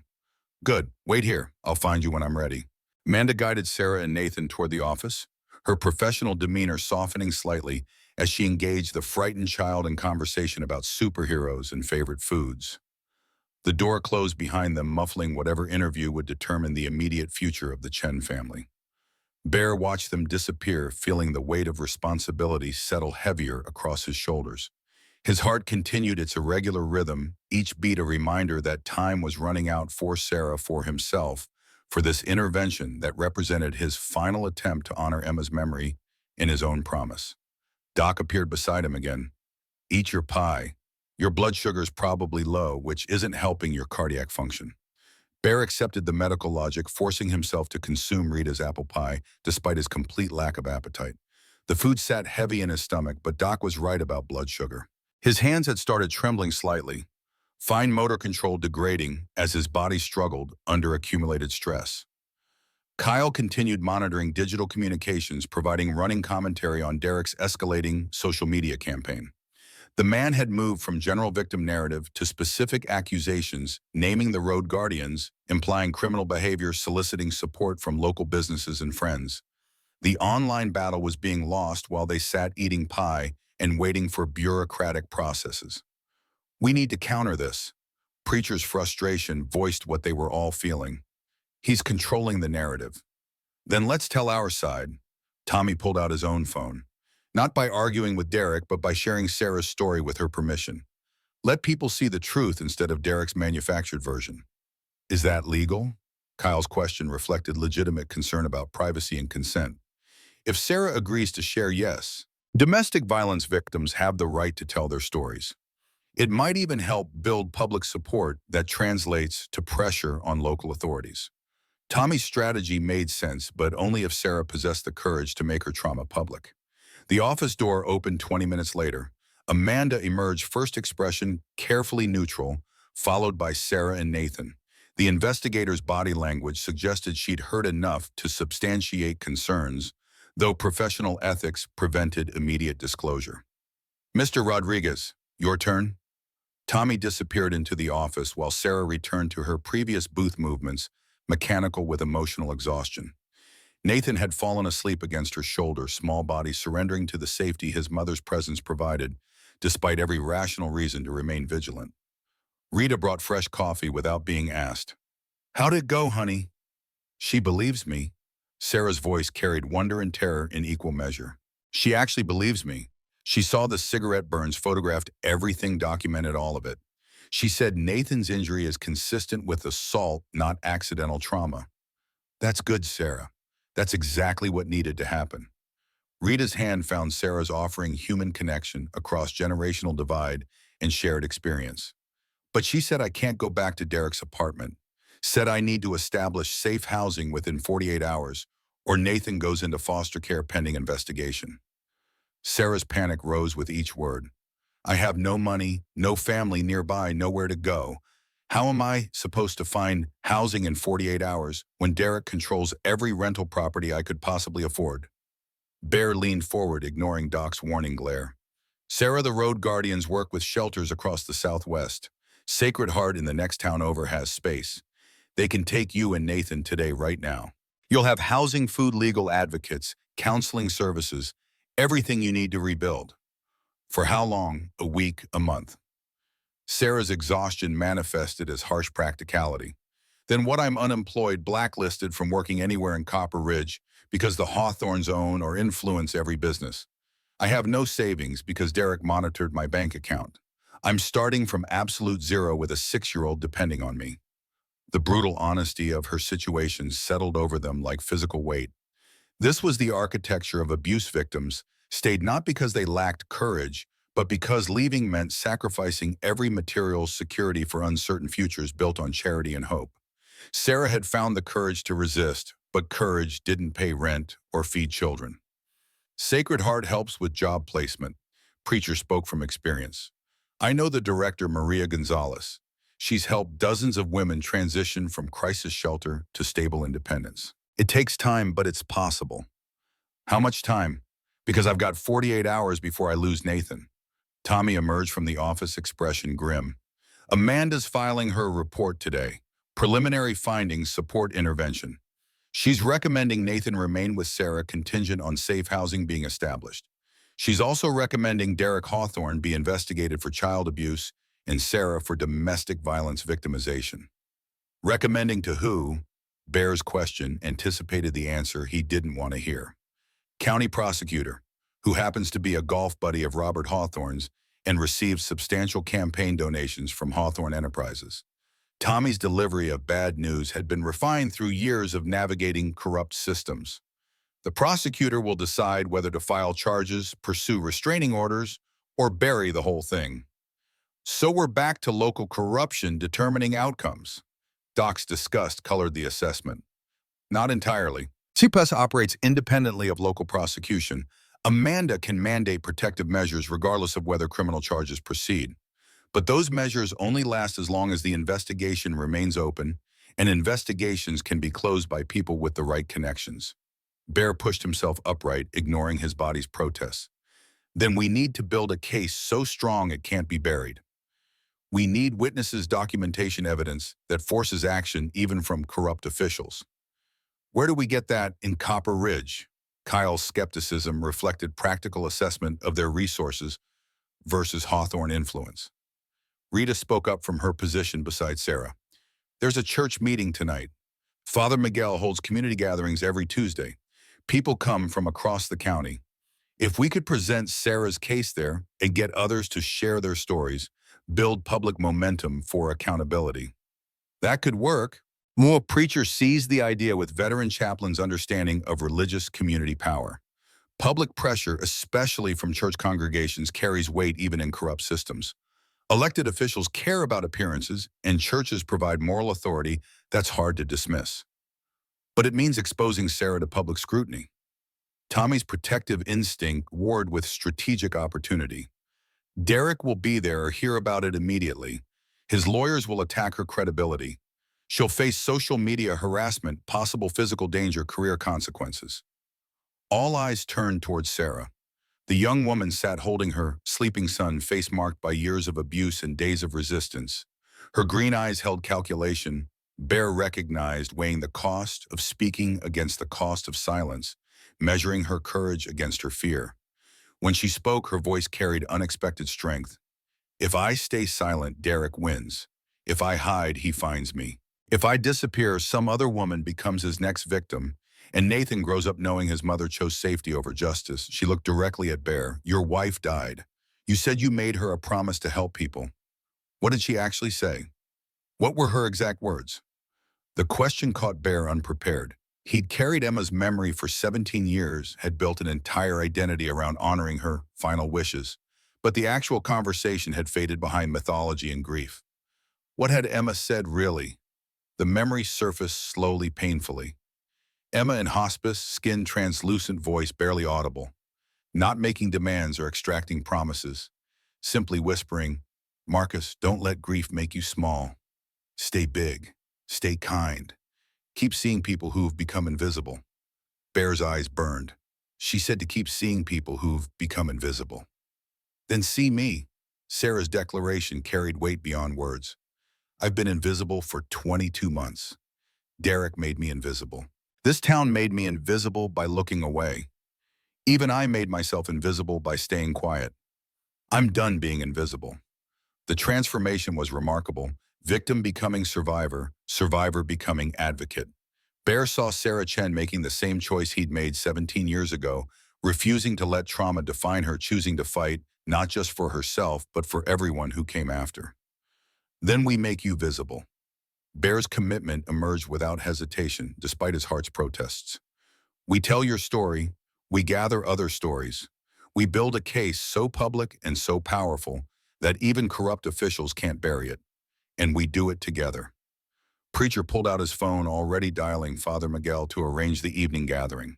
Tommy coordinated with Amanda Richardson about timelines and protective measures. Kyle began documenting Sarah's testimony on video, preserving her words before fear or manipulation could alter them. Doc monitored Bear's condition with increasing concern that manifested as hovering presence. The diner transformed into command center brotherhood members, coordinating with practiced efficiency born from dozens of similar interventions. But this one felt different to Bear. Heavier, more consequential, weighted with finality, that had nothing to do with Sarah's case and everything to do with his own mortality, pressing closer with each irregular heartbeat. Rita brought more coffee and began sharing her own observations, decades of witnessing Hawthorne abuse, distilled into documented patterns. Other customers contributed overheard conversations, suspicious incidents, general knowledge that had accumulated in the town's collective consciousness, but never coalesced into actionable evidence. The silence was breaking compliance, transforming into resistance, invisibility, giving way to witness. By noon, they'd assembled preliminary case materials, photographs, testimonies, financial records, social media posts documenting Derek's threats and Robert's intimidation tactics. Kyle had contacted 3 former victims, willing to provide statements. Tommy had connected Sarah with Linda Chen, a lawyer in Flagstaff, who specialized in domestic violence cases and who happened to be Sarah's estranged older sister. That detail emerged during a phone call that reduced Sarah to tears. She hadn't spoken to Linda in 18 months, too ashamed of her situation to maintain family contact. Linda's voice through the speaker carried fury and love, in equal measure, promising to drive down immediately, threatening to destroy Derek Hawthorne with every legal tool available. Family reunites in crisis. Rita's observation held satisfaction. Derek tried to isolate Sarah from everyone. Now everyone's coming back. The afternoon passed in organized chaos. Amanda Richardson completed her investigation, officially recommending Nathan remain with Sarah contingent on safe housing. Bear coordinated with Sacred Heart Shelter, confirming space availability and transportation arrangements. Preacher spoke with Father Miguel, whose church gathering had swelled from expected attendance of 20 to over 100 as word spread through Copper Ridge's underground communication networks. Around 3 o'clock, Bear's phone buzzed. Lily. He almost didn't answer, reluctant to lie about his condition or admit how far he'd pushed himself. But letting it go to voicemail felt cowardly, so he answered while walking outside for privacy. Dad, I've been trying to reach you for hours. Lily's worry vibrated through the connection. Your last text sounded like a goodbye. What's going on? I'm okay, honey, just involved in a situation. We're helping a woman and her son escape an abusive relationship. Are you safe? The question deserved honest answer.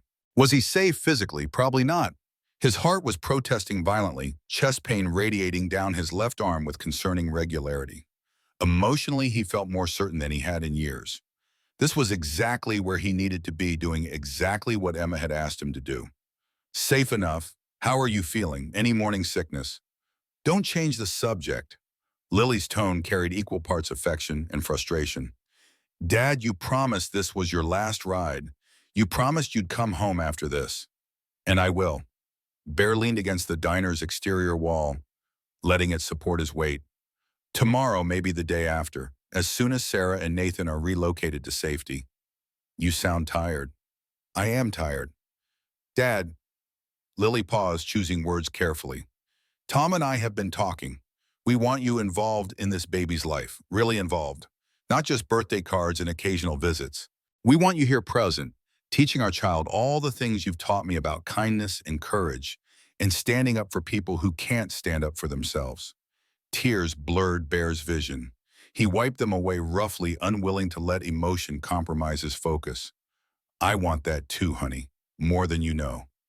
Then come home. After this woman is safe, come home and be my dad instead of everyone else's hero. Lily's voice cracked. I need you, Dad. Your grandchild needs you. Please. I promise. One more day, maybe two. Then I'm coming home. Bear tried to make the words sound like truth instead of hope. I love you, Lily.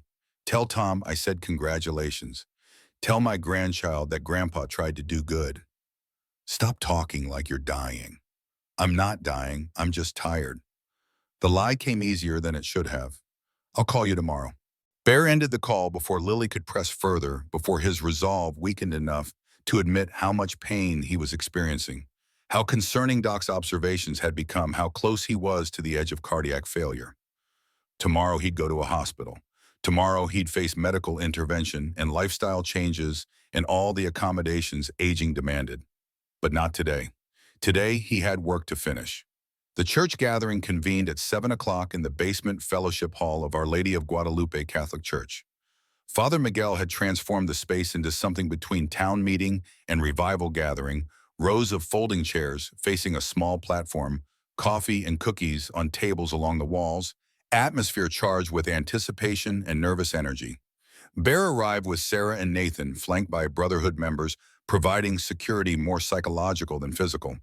The room filled quickly, bodies pressing into available space until standing room became scarce. Bear recognized faces from the diner, from downtown businesses, from the cemetery where Bob Jennings had shown them Michael Torres's grave.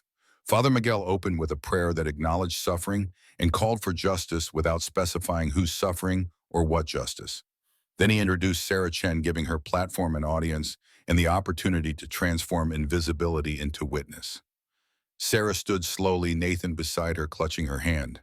She faced the crowd with visible terror, poorly disguised as courage. When she spoke, her voice shook but held. My name is Sarah Chen. I'm 27 years old. I've worked at Rosie's Diner for 4 years. And for 22 months, Derek Hawthorne has been beating me. The simple declaration fell into silence absolute. Sarah continued describing escalation patterns, verbal abuse transforming into physical violence, control extending into every aspect of her life, cigarette burns and broken ribs, and constant fear that this time he might kill her. She showed photographs. Amanda Richardson had taken documented evidence of systematic torture rendered in clinical detail. Yesterday, Derek hurt my son because Nathan broke a plate. Nathan is 6 years old. He has a black eye because a grown man punched him for being clumsy. Sarah's voice strengthened, with each sentence finding power and articulation. I'm here because the road guardians showed me that being invisible was a choice, and I'm choosing differently now. I'm choosing to be visible, to be heard, to demand that Derek Hawthorne face consequences for what he's done. The crowd erupted not with applause but with recognition, as if Sarah's courage had given them permission to acknowledge what they'd known and ignored for years. People stood sharing their own stories in voices that trembled with long-suppressed anger. A middle-aged woman described her sister, who dated Derek 6 years ago, left town after being hospitalized, never returned. An elderly man detailed business dealings gone wrong, contracts canceled mysteriously after he'd complained about Hawthorne construction practices. A young mother shared her fear about what kind of example the Hawthornes set for children in Copper Ridge. Father Miguel struggled to maintain order as testimony poured forth decades of accumulated grievance, finally finding outlet. Bear watched the transformation, saw community memory crystallizing into collective action, witnessed the moment when silence became unsustainable. Then the doors opened. Derek Hawthorne entered, flanked by lawyers and what looked like private security. His father, Robert, followed in his motorized wheelchair, oxygen tank hissing softly. Sheriff Clayton brought up the rear expression, suggesting he'd been compelled rather than invited. Derek's voice cut through the testimonies. This is slander. Every word being said here tonight is defamatory lies designed to destroy my reputation and my family's business. I'm recording everything for legal purposes. Father Miguel stepped forward. Derek, this is a church gathering. People are exercising their First Amendment rights to speak about their experiences. You're welcome to listen, but not to interrupt. Experiences, Derek's laugh carried hollow cruelty. These are fabrications encouraged by outside agitators. He pointed at Bear and the Brotherhood. These bikers showed up in Copper Ridge yesterday, started spreading lies about me, manipulated Sarah into making false accusations. This whole thing is a coordinated attack on my family. Is Nathan's black eye a fabrication? Tommy's questions silenced Derek's protest. Because Child Protective Services documented that injury this morning. Medical evidence doesn't lie. Nathan fell. Kids fall. You're twisting an accident into abuse because you need a villain for your hero narrative. Derek's defensive aggression confirmed everything Sarah had described. And Sarah's a willing participant in this fraud because she thinks she can extort money from my family.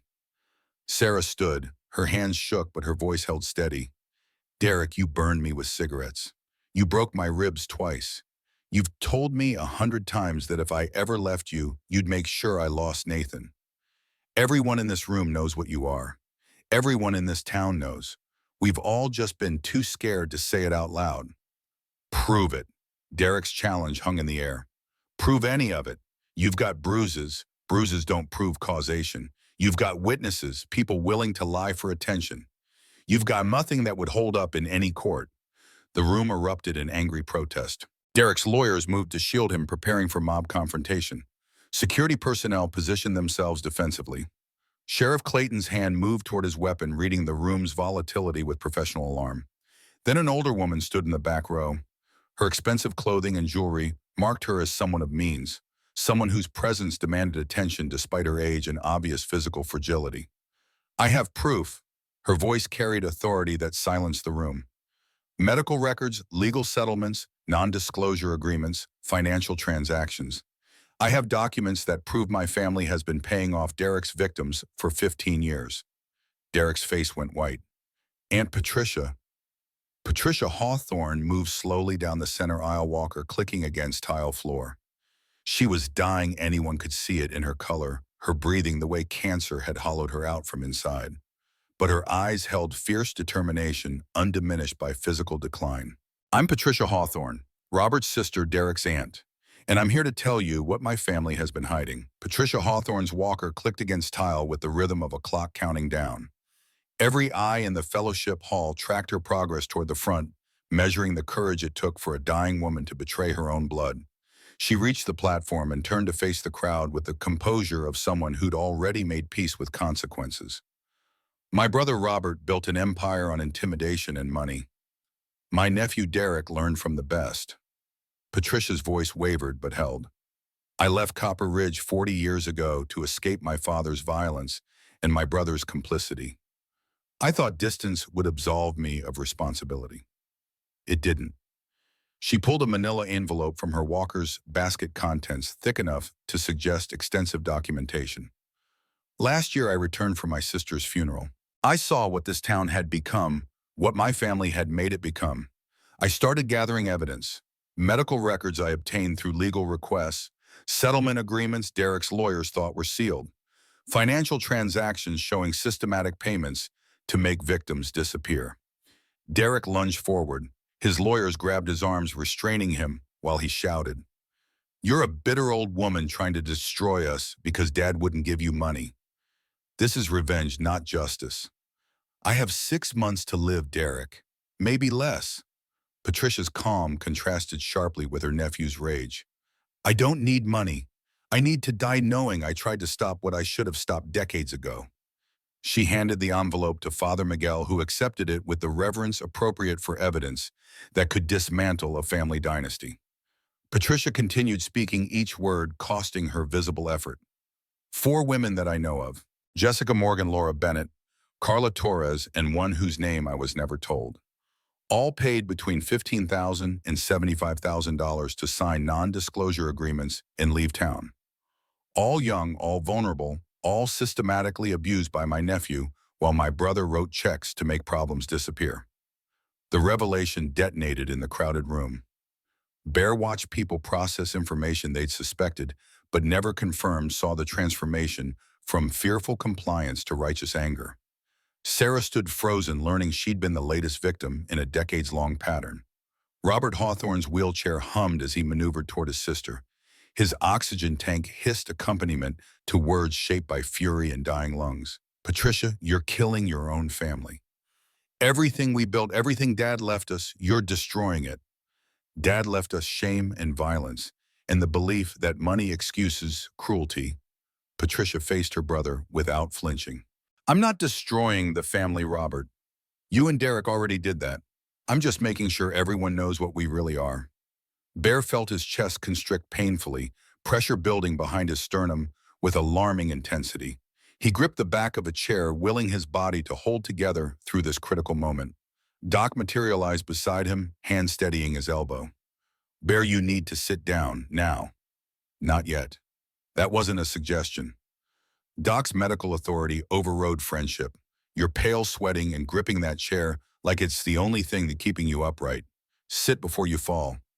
Bear allowed himself to be guided to a seat while Patricia continued her testimony. Around him, the Brotherhood formed protective circle, blocking sightlines so his weakness wouldn't become spectacle. Through gaps in their positions, he watched Derek's world collapse in real time. Sheriff Clayton stepped forward, hand no longer resting on his weapon, but hanging uncertain at his side. Miss Hawthorne, are you willing to provide those documents to county authorities? I already sent copies to the Arizona Attorney General's office 3 days ago. What Father Miguel is holding are your copies. Patricia's preparation demonstrated she'd anticipated exactly this confrontation. The AG is opening an investigation into corruption in Copper Ridge, focusing on your department's failure to investigate multiple credible abuse allegations. Clayton's face cycled through shock to resignation. He'd known this reckoning would arrive eventually. Corrupt systems always collapsed, just a question of timing.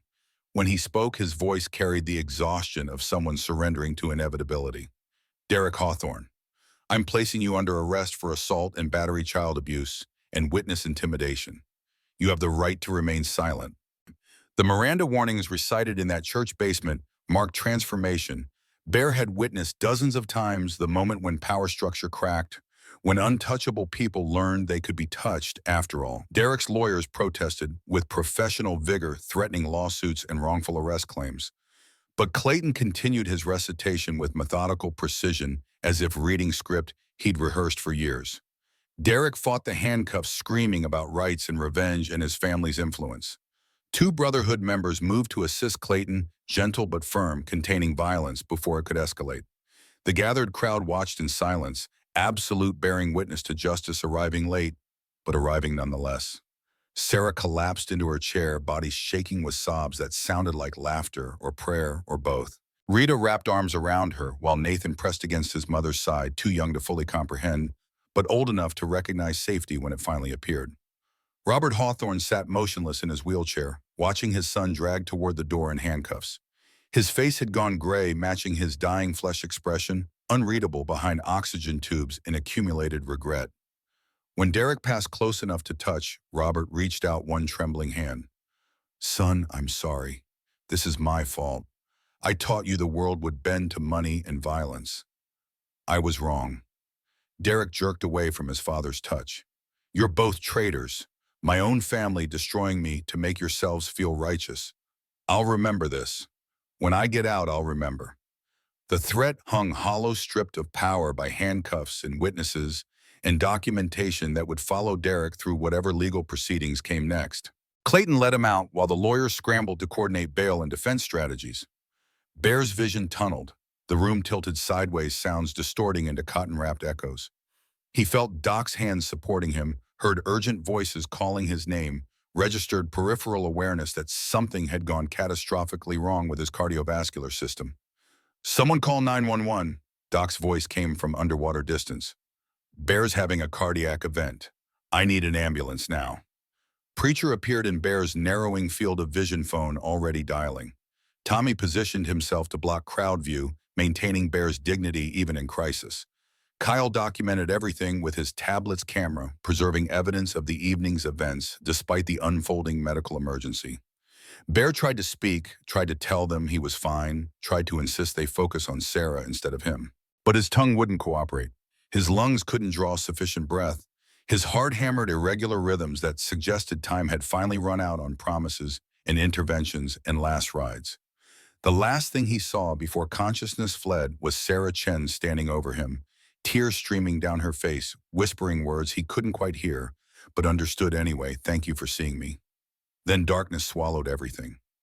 Bear woke in a hospital bed with sunlight streaming through windows and Lily asleep in the chair beside him. Medical equipment beeped softly, monitoring systems, tracking vital signs that had apparently stabilized enough to permit consciousness. His chest ached with the deep, bone-level pain of someone who'd pushed too far and paid the price. Lily stirred as if sensing his awareness.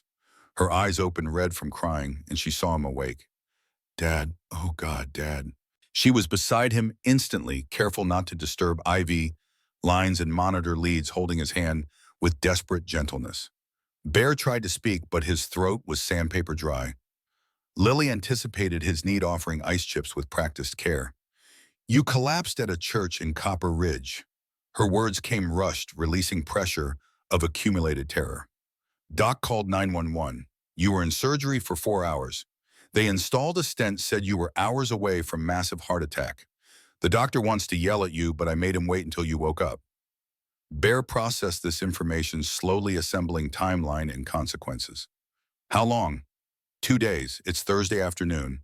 You've been unconscious since Tuesday night." Lily's grip on his hand tightened. "Dad, you almost died. Doc said if you'd pushed yourself another hour, you would have died." "Sarah, Nathan are safe. The woman's at a shelter with her son. Derek Hawthorne's in county jail. Everyone's fine except you." Lily's voice broke. "You promised me. You promised this was your last ride and you'd come home." "I am home." Bear's voice emerged as rough whisper. "Wherever you are, that's home." Lil buried her face against his shoulder and sobbed. Bear held his daughter with whatever strength he could muster, feeling the weight of all his choices pressing down. He'd kept his promise to Emma by helping people, but he'd nearly broken his promise to Lily by dying in the process. The mathematics of obligation had become unsustainable. Doc entered medical assessment preceding greeting. He checked monitors, examined charts, performed efficient evaluation with a thoroughness that had made him exceptional paramedic. Finally, he met Bear's eyes with expression mixing relief and fury. "You stubborn idiot. I told you to rest. I told you your heart couldn't take the stress. You ignored every warning and nearly killed yourself." "But I didn't die." "Not for lack of trying." Doc's anger dissolved into something approaching tears. "Bear, you're my oldest friend. I've known you 40 years. Watching you collapse, thinking you were dying in my arms, that was the worst moment of my life. I'm sorry." "Being sorry doesn't fix your heart." Doc pulled a chair beside the bed, movements heavy with exhaustion. The surgeon installed a stent. "You'll need medication, lifestyle changes, regular monitoring. No more cross-country rides. No more high-stress interventions. You're done, Bear. Surely done this time." Lily lifted her head from Bear's shoulder. "He knows. We've had this conversation. He promised this was his last ride." And it was. Bear's declaration carried finality he finally felt in his core. "I'm retiring, hanging up the vest, becoming the grandfather Lily needs me to be." Doc studied his face, searching for deception or denial. Finding none, he nodded slowly. "Okay, I'm holding you to that. And Bear, I'm retiring too. Sarah called yesterday. Said she wants me home. Said she's tired of wondering if I'll come back from these missions. Time to be a husband instead of a hero." The admissions hung between them, acknowledgement that age and consequence had finally caught up with choices they'd made decades ago. Bear felt simultaneously relieved and bereft, grateful to survive, mourning the identity he was surrendering. Tommy appeared in the doorway, hesitant to interrupt, but clearly carrying news. "Bear, you're awake. Thank God. We've been taking shifts in the waiting room." "What's happening in Copper Ridge?" "Everything."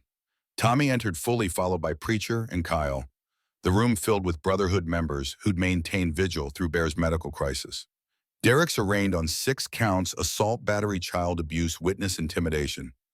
Bail set at $500,000. Robert paid it this morning. "So Derek's free," Lily's voice carried alarm. "Free but monitored." House arrest, ankle bracelet, no contact orders. The prosecutor initially wanted to dismiss half the charges, but Patricia Hawthorne's evidence forced his hand. Plus, the Attorney General's office is watching now, so local corruption is limited. Tommy's satisfaction colored the update. Sarah filed for protective order, granted immediately. Derek can't come within 500 feet of her or Nathan. What about Sarah's housing situation?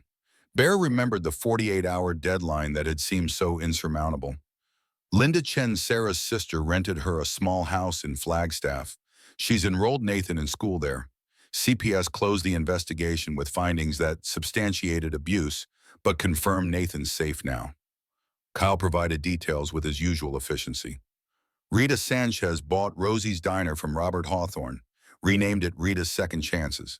She's hiring Sarah as manager once Sarah completes her GED. The dominoes of change toppled with satisfying rhythm. Bear closed his eyes, feeling the weight of successful interventions settle alongside his body's protests. They'd done it, extracted Sarah from danger, held Derek accountable, demonstrated that resistance was possible, even against entrenched power. There's more. Preacher's tone suggested complexity ahead. Robert Hawthorne wants to see you. He's in the family waiting area. Been there since you arrived. Refuses to leave until he speaks with you. Why? Says he owes you an apology. Says he needs to talk before he dies. Preacher's former chaplain instincts read spiritual crisis with practiced accuracy. Man's got maybe 2 months left. Cancer's accelerating. I think he wants some kind of absolution. Bear looked at Lily, seeing her protective resistance to anything that might stress him further. But Robert's request carried weight beyond personal grudges or family drama. The man was dying, seeking something that looked like redemption or at least acknowledgement of failure. Refusing felt petty.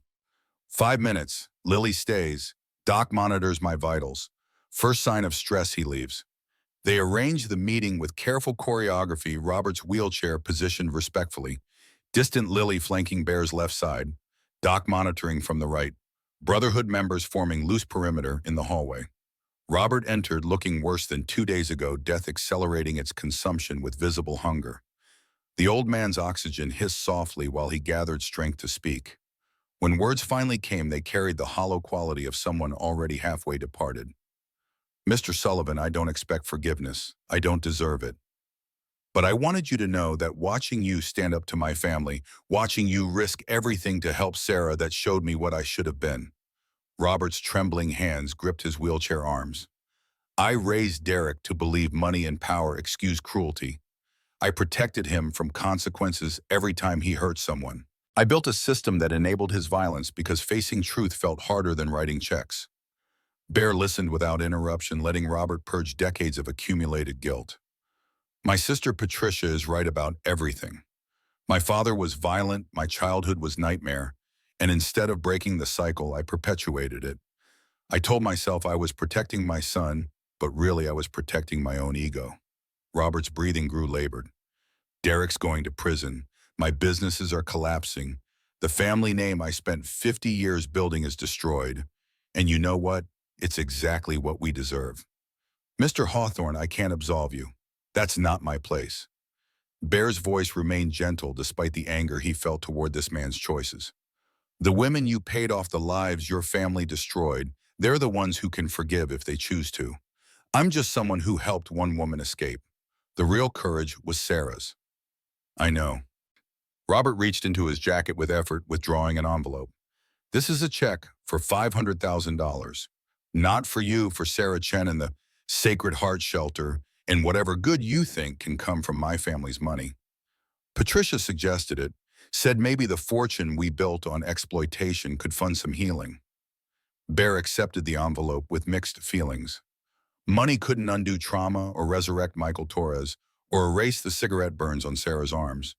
But it could provide security for survivors, fund shelters for future victims, transform exploitation's proceeds into protection's resources.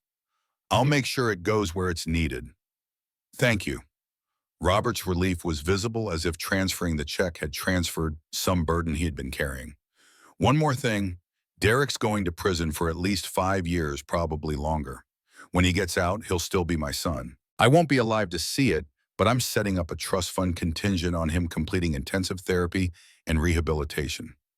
If he refuses treatment, the money goes to domestic violence organizations instead. The conditional bequest demonstrated some evolution in Robert's thinking, though.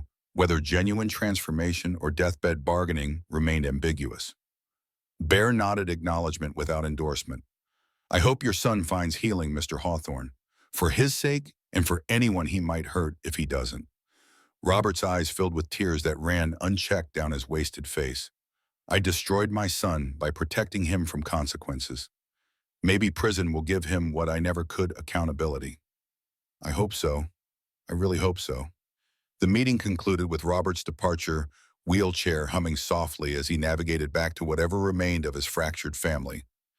Lily relaxed slightly once he'd gone, protective tension easing. That was weird. Her assessment captured the encounter's unsettling quality. He seemed genuinely sorry. Maybe he was. Bear considered the complexities of deathbed repentance. People face truth more easily when time runs out. Doesn't excuse what he did, but maybe it's something. Doc checked Bear's vital signs again, apparently satisfied he'd weathered the conversation without cardiac distress. You need rest, actual rest, not the fake rest where you worry about everyone else while ignoring your own health. I'm resting.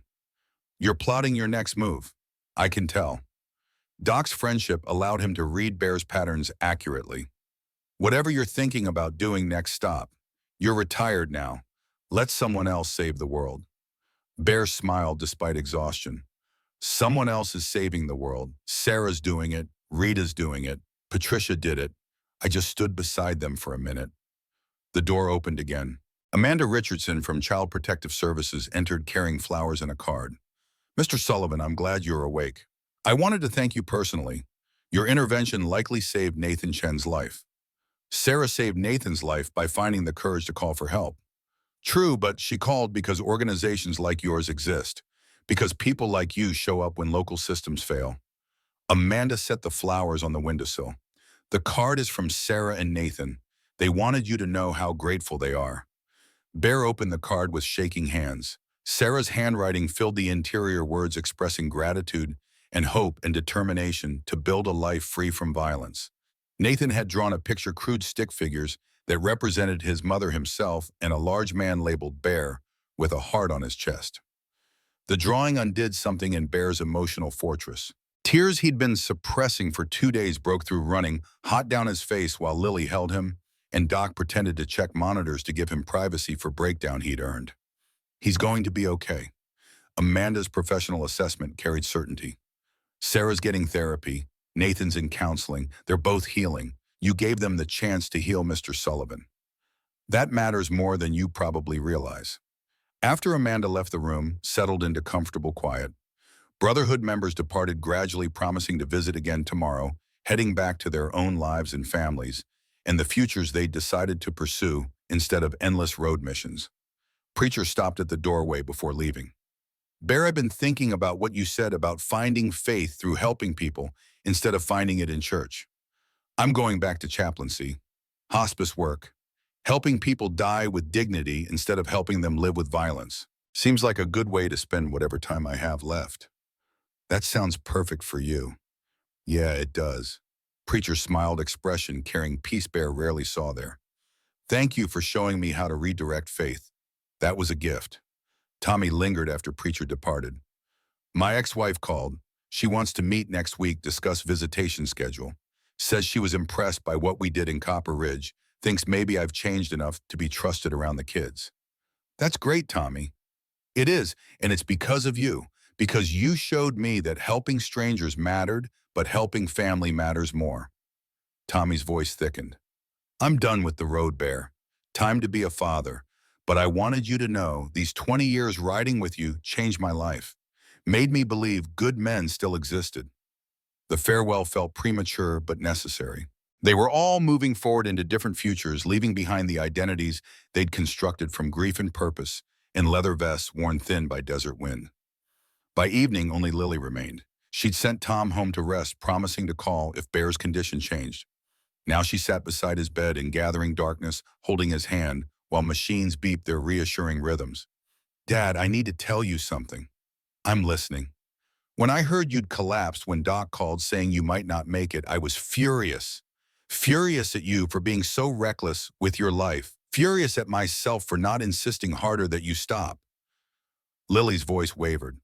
But then Tom reminded me why you do this work. Reminded me that Mom's death broke something in you, and helping people was how you glued yourself back together. Bear squeezed her hand gently. I forgive you, Dad, for all the missed birthdays and school events and times you chose strangers over family. I forgive you because I finally understand you weren't running from me. You were running toward Mom's memory, trying to honor her by being the person she believed you could be. Lily, I'm so sorry for everything I missed, everything I prioritized wrong. You deserve better. I got exactly the father I needed. Lily leaned forward, kissing his forehead. You taught me that kindness matters, that standing up for vulnerable people is worth sacrifice, that courage looks like helping others even when it costs you everything. Those lessons are shaped who I became. I'm a social worker because of you, Dad, because you showed me how to care. The absolution felt undeserved but desperately needed. Bear wept quietly while his daughter held him, grieving all the lost time and celebrating what remained. Outside, Phoenix settled into evening routines, indifferent to hospital rooms, where fathers and daughters reconciled across decades of complicated love. When you're released, you're staying with us. Lily's declaration permitted no argument. Tom's already setting up the guest room. You'll recover at our house, meet your granddaughter when she's born, be present instead of absent. I'd like that. Good, because it's happening whether you like it or not. Lily's smile carried the stubborn determination she'd inherited directly from him. Fair warning, though, Tom's terrible at cooking and I work long hours. You'll probably end up making dinner most nights. I can live with that. They talked until visiting hours ended, making plans that felt simultaneously mundane and miraculous. Discussing nursery colors and baby names and the ordinary future Bear had nearly sacrificed chasing redemption for ghosts. When Lily finally left, promising to return first thing tomorrow, Bear lay in darkness, contemplating the strange arithmetic of his life. He'd kept Emma's promise by helping hundreds of people across 2 decades. But in keeping that promise, he'd nearly abandoned Lily the same way death had abandoned him. The balance sheet of good deeds and personal sacrifice added up to something more ambiguous than he'd wanted to acknowledge. Sleep came fitfully interrupted by nurse visits and medication adjustments, and the persistent ache in his chest that reminded him of mortality's patient approach. He dreamed of Emma young and healthy, laughing at something beyond the frame. She didn't speak in the dream, just smiled that smile he'd loved, as if acknowledging his efforts while releasing him from obligations that had always been self-imposed. Bear woke to sunlight and Doc bearing coffee with the sheepish expression of someone sneaking contraband. Don't tell your cardiologist I brought this. Our secret. Bear accepted the cup gratefully. What time is it? 8:30, your discharge paperwork is processing. Lily will pick you up around noon. Doc settled into the visitor chair. I've been thinking about what comes next. For you or for me, both, all of us. Doc stared into his own coffee. The Road Guardians are finished, aren't they? Not just you retiring, the whole organization. Tommy's going back to his family, Preacher's taking chaplain work. I'm going home to Sarah. Kyle might continue, but he can't run it alone. The observation carried melancholy. Bear shared. 20 years of brotherhood, of purpose, of mission-driven existence coming to conclusion felt like mourning and relief intertwined. They'd accomplished extraordinary things, but everything eventually ended. Maybe that's okay. Bear's voice remained rough from intubation. Maybe we did what we were supposed to do. Helped who we could help, showed people that resistance was possible. Now it's someone else's turn. Sarah Chen's turn. Sarah's, Rita's. People we helped who became helpers themselves. That's legacy, Doc. Not what we accomplished, but who we inspired to continue the work. Doc nodded slowly, accepting the philosophy that had sustained them through 2 decades. You're right, and honestly, I'm tired. Sarah's tired of worrying. Time to be husband and grandfather instead of road warrior. They sat in comfortable silence, two old men facing retirement from identities that had defined their adult lives. The transition felt simultaneously terrifying and liberating, surrendering purpose they'd constructed while discovering purpose they'd neglected. Kyle appeared mid-morning with final updates from Copper Ridge. Derek Hawthorne's preliminary hearing is next week. Prosecutor filed additional charges based on Patricia's evidence. 3 former victims have agreed to testify, looking at 15 to 20 years if convicted. And Sarah started work at Rita's yesterday, says she loves it. Nathan's adjusting to new school. Linda Chen is handling all the legal work pro bono. Kyle's satisfaction was evident. The town's changing too. Bob Jennings organized a business coalition independent of Hawthorne influence. People are talking about running for sheriff and city council positions. You started something, Bear. Sarah started it. I just stood beside her. Same difference. Kyle handed over a tablet displaying photos. Sarah smiling behind Rita's counter. Nathan playing with new friends, the diner's new sign proclaiming second chances in bright letters. They wanted you to see how they're doing, said you gave them their lives back. Bear studied the images, seeing not endings but beginnings. Sarah Chen becoming manager instead of victim. Nathan Chen learning safety instead of violence. Copper Ridge discovering courage instead of compliance. The ripples spread beyond what he could see, touching futures he'd never witness. Kyle, what about you? Are you continuing the Road Guardians? The younger man hesitated, considering futures he hadn't fully processed. I don't know. Without you, Tommy Doc Preacher, without the core group, it doesn't feel the same. Maybe I'll transition to support role, help connect people with resources instead of riding in to rescue them. That sounds like growth. Yeah, scary growth, but growth. Kyle smiled uncertainly. You guys taught me how to be a man, not through violence or dominance, but through kindness and showing up when others won't. I want to pass that forward somehow. Then you will. Lily arrived at noon, precisely, efficient, and determined, treating Bear's hospital discharge like military operation. She coordinated with nurses, collected medications and instructions, commandeered wheelchair, despite Bear's protests that he could walk. Within 30 minutes, they were loading into her SUV for the drive to her house in Phoenix suburbs. The neighborhood surprised Bear quiet streets, lined with identical houses, basketball hoops and driveways, children's toys scattered across lawns. Profoundly normal in ways that felt foreign after decades of motels and highways and crisis interventions. Tom greeted them at the door, solid, dependable, everything Lily needed and deserved. He shook Bear's hand with genuine warmth. Welcome home, Marcus. Your room's ready. Fair warning, Lily's already planning everything you'll do while recovering. Resistance is futile. I'm not resisting. Smart man. Tom helped him inside through living room decorated with photos of Lily's life Bear had mostly missed into guest bedroom, transformed into recovery space. Medical equipment stood beside the bed, medications organized on the dresser, everything arranged for invalid care. Bear sat on the bed with exhaustion that came from more than cardiac surgery. The weight of transition pressed down, forcing acknowledgement that the life he'd known was genuinely finished. No more highway wind, no more dawn departures, no more purpose defined by helping strangers. Just this quiet room and the family he'd neglected while chasing redemption. Lily must have read his expression. She sat beside him, taking his hand. Dad, I know this feels wrong, like you're giving up instead of retiring. But you're not giving up. You're choosing us.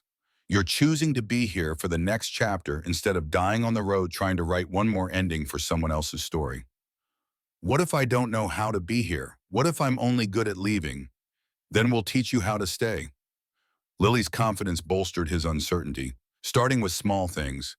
Dinner with us tonight, doctor's appointment tomorrow, meeting our friends next week, baby preparation in 3 months. You build a life the same way you lived on the road one day, one choice, one moment of showing up. The logic was sound even if the emotions remained conflicted. Bear nodded agreement, accepting the path forward even as he mourned the path behind. 6 months passed with surprising speed. Bear's recovery progressed steadily. Medications controlled his heart condition, physical therapy, rebuilt strength, regular monitoring detected problems before they became crises. He learned to cook meals for Lily and Tom, to maintain their house during workdays, to exist in domestic space without feeling trapped. The brotherhood stayed connected through group text and occasional visits. Doc sent photos of grandchildren, Tommy shared custody agreements and soccer games with his kids. Preacher forwarded hospice stories of peaceful deaths and spiritual reconciliation. They'd all transitioned successfully into new identities, finding purpose beyond the road. Sarah Chen called monthly with updates that charted her own transformation.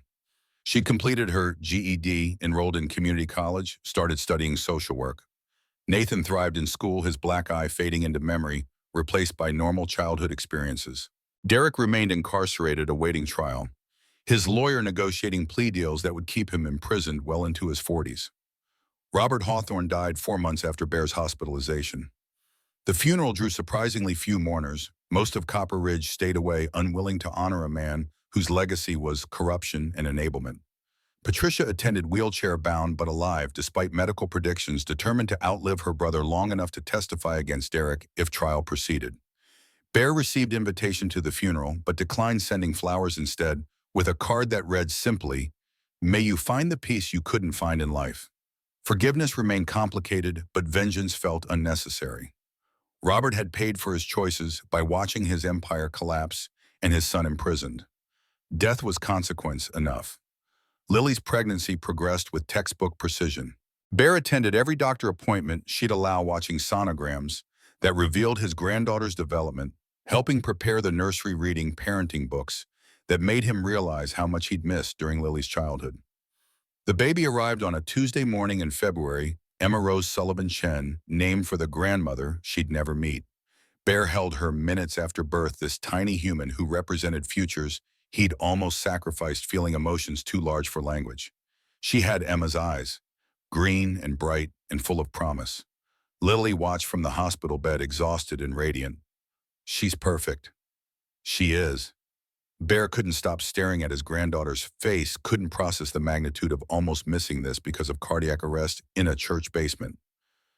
2 states away, Tom took photos documenting the moment with paternal pride and relief that the birth had gone smoothly. Lily reached for Bear's hand, squeezing gently. "Dad, thank you for being here, for choosing to stay. Thank you for giving me someone worth staying for." Emma Rose yawned, tiny mouth opening wide, then settled back into sleep with the absolute trust infants possessed. Bear held her for hours that day, making silent promises to be present, to show up, to teach her everything Emma had taught him about kindness and courage, and seeing people others ignored. 1 year after Copper Ridge, Bear stood in Lily's backyard during Emma Rose's first birthday party. The yard filled with friends and family, children, chasing bubbles, adults, managing chaos with practiced efficiency. Doc and Sarah had driven down from Tucson, bringing their grandchildren. Tommy came with his ex-wife and kids, relationships still rebuilding but functional. Preacher arrived bearing gifts and stories of hospice work that brought peace to dying strangers. Kyle couldn't make it. He was in Nevada helping another woman escape abuse, carrying forward the work in modified form. His text that morning read, "With you in spirit, tell Emma Rose her Uncle Kyle promises to teach her how to hack when she's older."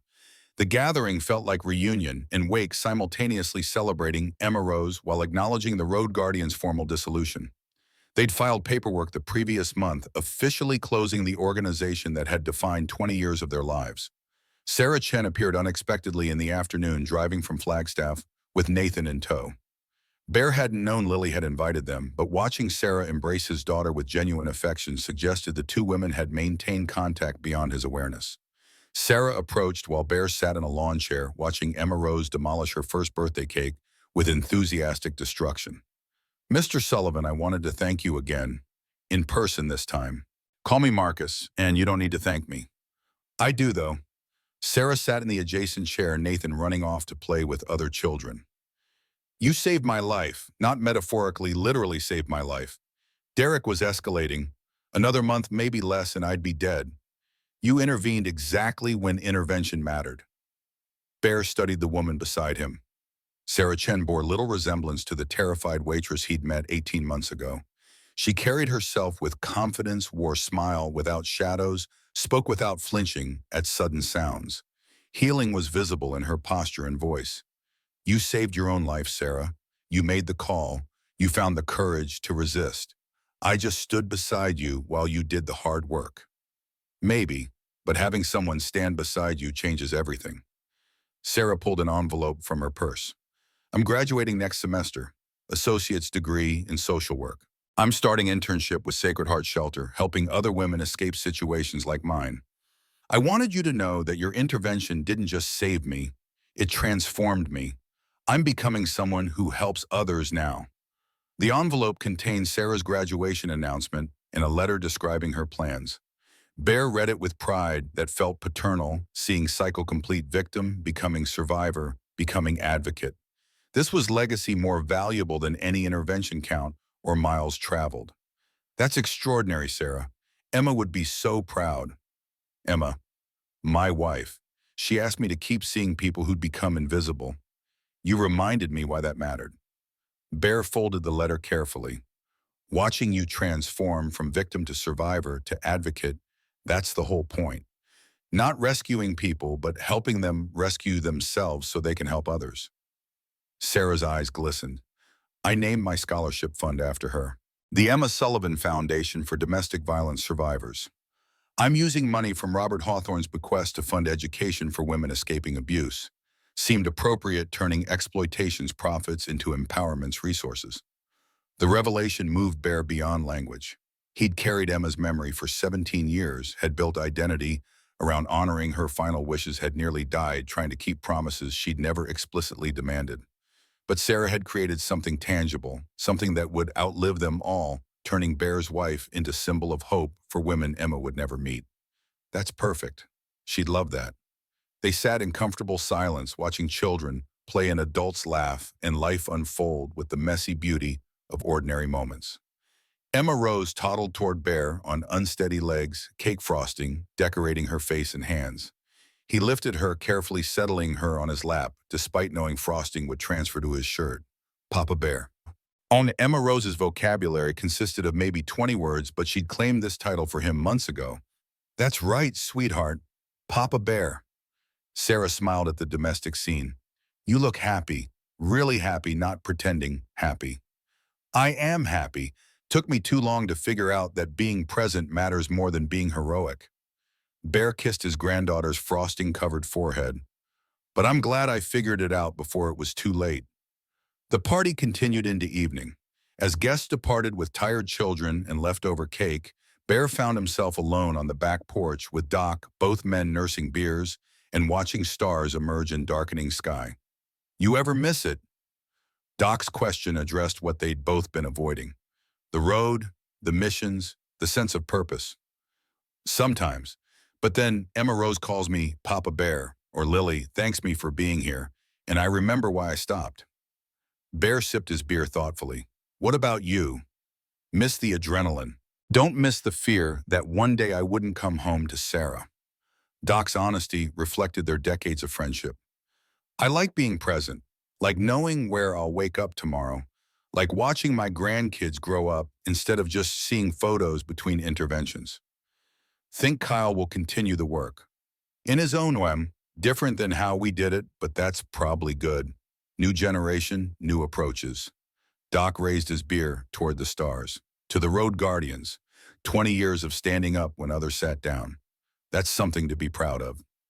To the Road Guardians, Bear clinked his bottle against Doc's, and to knowing when to sit down ourselves. They drank in silence, two old men facing mortality and legacy with the equanimity that came from living purposefully if imperfectly. The work continued, Sarah Chen helping others at Sacred Heart, Rita Sanchez providing employment at Second Chances, Patricia Hawthorne testifying against her nephew in trial scheduled for next month. The Brotherhood had been catalyst, not solution. The real heroes were people who chose courage after watching others model it first. Lily joined them on the porch, Emma Rose asleep against her shoulder. Dad, we're putting Emma down. Want to help with the bedtime routine? Absolutely. Bear stood carefully, joints protesting but functional. Doc, you staying the night. If the invitation's open, guest room's yours. Inside, Bear helped prepare Emma Rose for bed, changing diapers, selecting pajamas, reading picture book about motorcycles that Kyle had sent for her birthday. His granddaughter fell asleep mid-story, exhausted from celebration and cake, and being the center of attention. Bear stood over her crib for several minutes, watching her breathe, counting blessings he'd almost sacrificed. He thought about Emma, about the promise he'd made and kept and finally released. He thought about Sarah Chen and Derek Hawthorne and all the people whose lives had intersected with his. He thought about legacy and meaning and the difference between dying for something and living for someone. Emma Rose stirred in her sleep, small hand reaching toward nothing. Bear gently took it, feeling her tiny fingers curl around his thumb with instinctive trust. This was enough. This moment, this connection, this presence, it was enough. The next morning, Bear woke early from habit that decades couldn't erase. He made coffee, started breakfast, moved through domestic routines that had become comfortable instead of confining. Through the kitchen window, he watched sunrise paint Phoenix in shades of amber and gold, familiar desert light that had accompanied so many departures and now illuminated staying. His phone buzzed. Tommy. Morning, old man. Just wanted to say yesterday was perfect. Emma Rose is lucky to have you as Papa Bear. I'm the lucky one.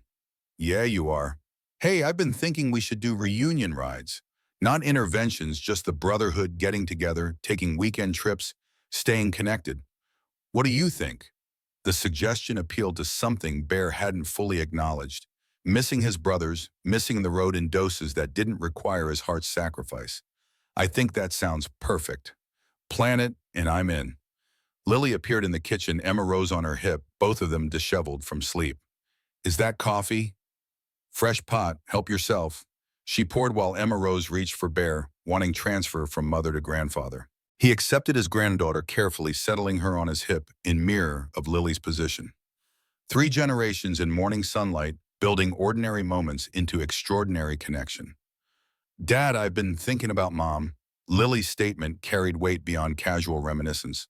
About what she asked you to do, about how you honored that by helping people. She asked me to keep seeing people who'd become invisible. I know, and you did. You spent 20 years making sure people like Sarah Chen didn't disappear into abuse and silence. Lily's voice thickened.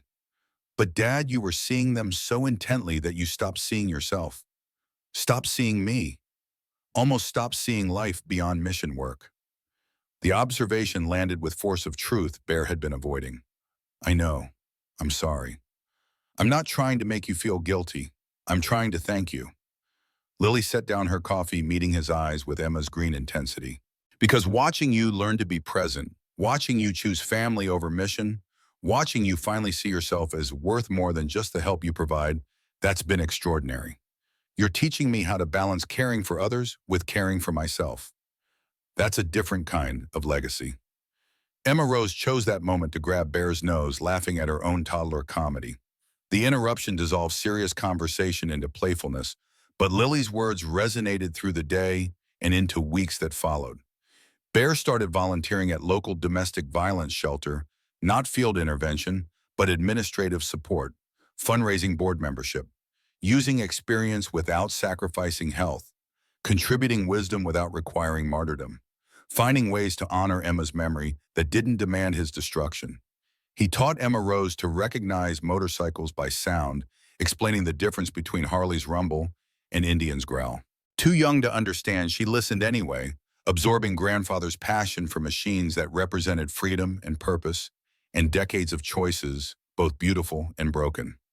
Patricia Hawthorne died 3 weeks before Derek's trial cancer, finally claiming victory in its patient war. She'd lived long enough to provide video testimony, sealing Derek's conviction with family betrayal that carried more weight than any outside witness. Her funeral drew larger attendance than Robert's people, honoring the courage it took to break family omerta, even at life's end. Derek Hawthorne received 18 years for multiple counts of assault, battery, child abuse, and witness intimidation. The judge's sentencing statement referenced Patricia's testimony, Michael Torres's death, and the systematic pattern of violence enabled by family wealth. Derek maintained innocence throughout, blaming everyone except himself, the abuser's final refuge, when accountability arrived. Bear attended the sentencing hearing with Sarah sitting in courtroom's back row, while justice moved through its slow machinery. Watching Derek led away in chains felt less triumphant than somber. A life wasted, families destroyed, decades of damage that prison time could never fully repair. Victory existed in Sarah's survival and Nathan's safety, not in Derek's punishment. After the hearing, Sarah turned to Bear in courthouse hallway. It's really over. He can't hurt me anymore. No, he can't. Thank you for everything, for seeing me when I'd become invisible, for standing beside me when standing up felt impossible, for teaching me that courage is contagious. Sarah's expression held peace Bear rarely saw in trauma survivors. I'm going to spend the rest of my life making sure other women know they're not invisible either. They embraced in courthouse hallways survivor and guardian, acknowledging shared journey toward healing and justice. Then Sarah departed to rebuild her life, and Bear returned to Phoenix and family, and the quieter purposes that sustained him now. 2 years after Copper Ridge, Bear sat on his back porch watching Emma Rose chase butterflies through Lily's garden. She'd grown into confident 3-year-old full of questions and energy and inherited stubbornness that made him laugh with recognition. Tom was grilling burgers, while Lily coordinated chaos with maternal efficiency that reminded Bear painfully and beautifully of Emma. His phone buzzed, Sarah Chen calling. He answered, expecting update, got news instead that transformed ordinary afternoon into something more significant. Marcus, I wanted you to be the first to know. The Emma Sullivan Foundation just received a major grant, $2 million from an anonymous donor. We're expanding to 3 states, funding 50 scholarships this year, opening 2 new shelters. The numbers staggered comprehension. Sarah, that's incredible. Who's the donor? Anonymous, but the lawyer handling it works for Patricia Hawthorne's estate. I think she left instructions in her will to fund our work after she died. She wanted her family's money to heal the damage her family caused. Patricia's posthumous redemption created legacy more powerful than anything she'd accomplished alive. Bear felt tears gathering, moved by old woman's choice to transform exploitation into empowerment, to make her death mean more than her life had managed. Emma would love this. She'd love knowing her name represents hope for women finding their way out of darkness. That's why I'm calling. Would you speak at our fundraising and gala next month? Share your story. Emma's story explained why you started helping domestic violence survivors. Sarah's request carried weight of asking him to publicly claim identity he'd mostly kept private. Bear looked at Emma Rose, at Lily, at the life he'd built from staying instead of leaving. Speaking publicly meant acknowledging past he'd half hidden behind brotherhood anonymity. But it also meant honoring Emma's memory in ways that might inspire others to continue work he could no longer physically pursue. I'll do it. Thank you, Marcus. This means everything. The gala occurred on what would have been Emma's 65th birthday, coincidence that felt like cosmic planning. Bear stood before 200 donors and survivors and advocates, wearing suit that felt foreign after decades in leather and denim, facing audience that represented communities he'd served anonymously for 20 years. He spoke about Emma, her kindness, her courage, her death that had shattered him. He spoke about the promise he'd made to keep seeing invisible people, about 20 years helping domestic violence survivors, about nearly dying in Copper Ridge while trying to save Sarah Chen. He spoke about learning that being present for family mattered more than being heroic for strangers, about legacy living in who we inspire rather than what we accomplish. The speech lasted 20 minutes. Standing ovation lasted 5. Afterward, dozens of people approached, sharing their own stories, survivors, advocates, people who'd been helped by brotherhood. Over the years, people who'd never met Bear, but felt his influence through ripple effects of interventions they'd never witnessed. Sarah introduced him to current scholarship recipients, 15 women rebuilding lives with education funded by Emma's namesake foundation. Each carried stories of escape and survival and determination to help others. Each represented Emma's legacy, extending beyond Bear's intervention into futures Emma herself would never see. On the drive home, Lily rode beside him in comfortable silence. Finally, she spoke. Mom would have loved tonight, loved seeing what you built from grief, loved knowing her name helps other women survive. I hope so. I know so. Lily's certainty carried Emma's spirit. You honored her perfectly, Dad, by helping people, yes, but more importantly, by eventually choosing to live instead of just serving. She wanted you to be happy, not martyred to her memory. Bear reached across the console, taking his daughter's hand. I am happy. Took too long to get here, but I made it. You did, and now you get to teach Emma Rose all the lessons you learned the hard way. That's pretty good legacy, too. They drove through Phoenix night city lights, painting familiar patterns against desert darkness. Bear thought about roads traveled and roads abandoned, about promises kept and promises released, about the difference between dying for cause and living for people who loved you. Emma Rose was asleep when they arrived home, transferred carefully from car seat to crib without waking. Bear stood over his granddaughter for several minutes, watching her breathe, feeling gratitude so intense it approached pain. Tomorrow he'd attend her gymnastics class. Next week they'd visit the zoo. Next month he'd teach her about motorcycles and freedom. and responsible ways to pursue both. Years stretched ahead, ordinary days of domestic routine that felt miraculous after nearly dying in pursuit of extraordinary purpose. This was enough. This presence, this connection, this choice to stay and witness rather than leave and intervene. The work continued through Sarah and Rita and all the survivors becoming advocates. His part had been catalyst. Their parts were sustaining transformation. That was how change worked, not through individual heroes, but through courage, proving contagious, inspiring others to stand when standing felt impossible.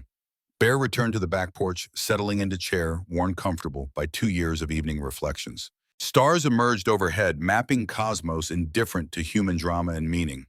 Somewhere Sarah Chen was helping another woman escape. Somewhere Rita Sanchez was offering employment and second chances. Somewhere Derek Hawthorne was learning whether people could actually change or just learn to hide what they were. And here in this suburban backyard where motorcycles sat gathering dust beside the garage, Bear Sullivan was learning to measure success in moments instead of missions. Emma Rose's laughter, Lily's gratitude, Doc's friendship, Tom's acceptance, the quiet satisfaction of being present instead of perpetually departing. His phone buzzed one final time. Unknown number. Bear almost ignored it, then answered from habit. Mr. Sullivan, my name is Jennifer Martinez. I'm calling from Albuquerque. A friend told me about the Road Guardians, about how you help women who can't help themselves. My sister's in trouble, and I don't know where else to turn. The familiar request activated 20 years of muscle memory. Bear opened his mouth to say yes to promise intervention to planned departure. Then he stopped, looked through the window at Lily cleaning up dinner, heard Emma Rose crying softly from a dream, felt his heart beating irregular warning against stress he could no longer sustain. Jennifer, I'm retired, but let me connect you with someone who can help. He pulled up Sarah Chen's number, texted her the situation, received immediate response, promising to call Jennifer within minutes. Sarah Chen at the Emma Sullivan Foundation. She's in Flagstaff but has resources throughout the Southwest.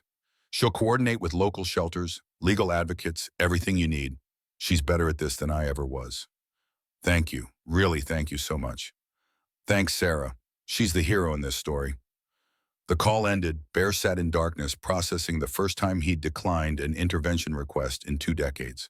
It felt wrong and right, simultaneously abandoning mission versus choosing family, shirking duty versus acknowledging limits. Lily appeared in the doorway. Was that another call for help? Yeah, I sent them to Sarah. How does that feel? Bear considered the question honestly. Like closure, like passing torch instead of burning out, holding it. He looked at his daughter, like choosing to be her father instead of everyone's hero. Good. Lily settled beside him, her head resting on his shoulder, in gesture that carried childhood trust forward into adult relationship. Because Emma Rose needs her Papa Bear, and I need my dad. They sat together watching stars wheel overhead, marking time through cosmic indifference to human struggle and human triumph. Inside, Emma Rose slept peacefully. Tomorrow would bring gymnastics and grocery shopping and all the ordinary moments that built lives worth living. This was Bear's legacy now, not miles traveled or people saved, but presence offered and family cherished, and the quiet courage of choosing to stay when leaving had always been easier. Sarah Chen would help Jennifer Martinez's sister. Other advocates would continue intervening. The work persisted through people brave enough to stand when standing mattered. And Bear Sullivan would be Papa Bear, teaching his granddaughter about kindness and courage and seeing people others overlooked, preparing her to carry forward lessons learned through pain and redemption and 20 years searching for meaning on American highways. The road went on, but Bear had finally come home.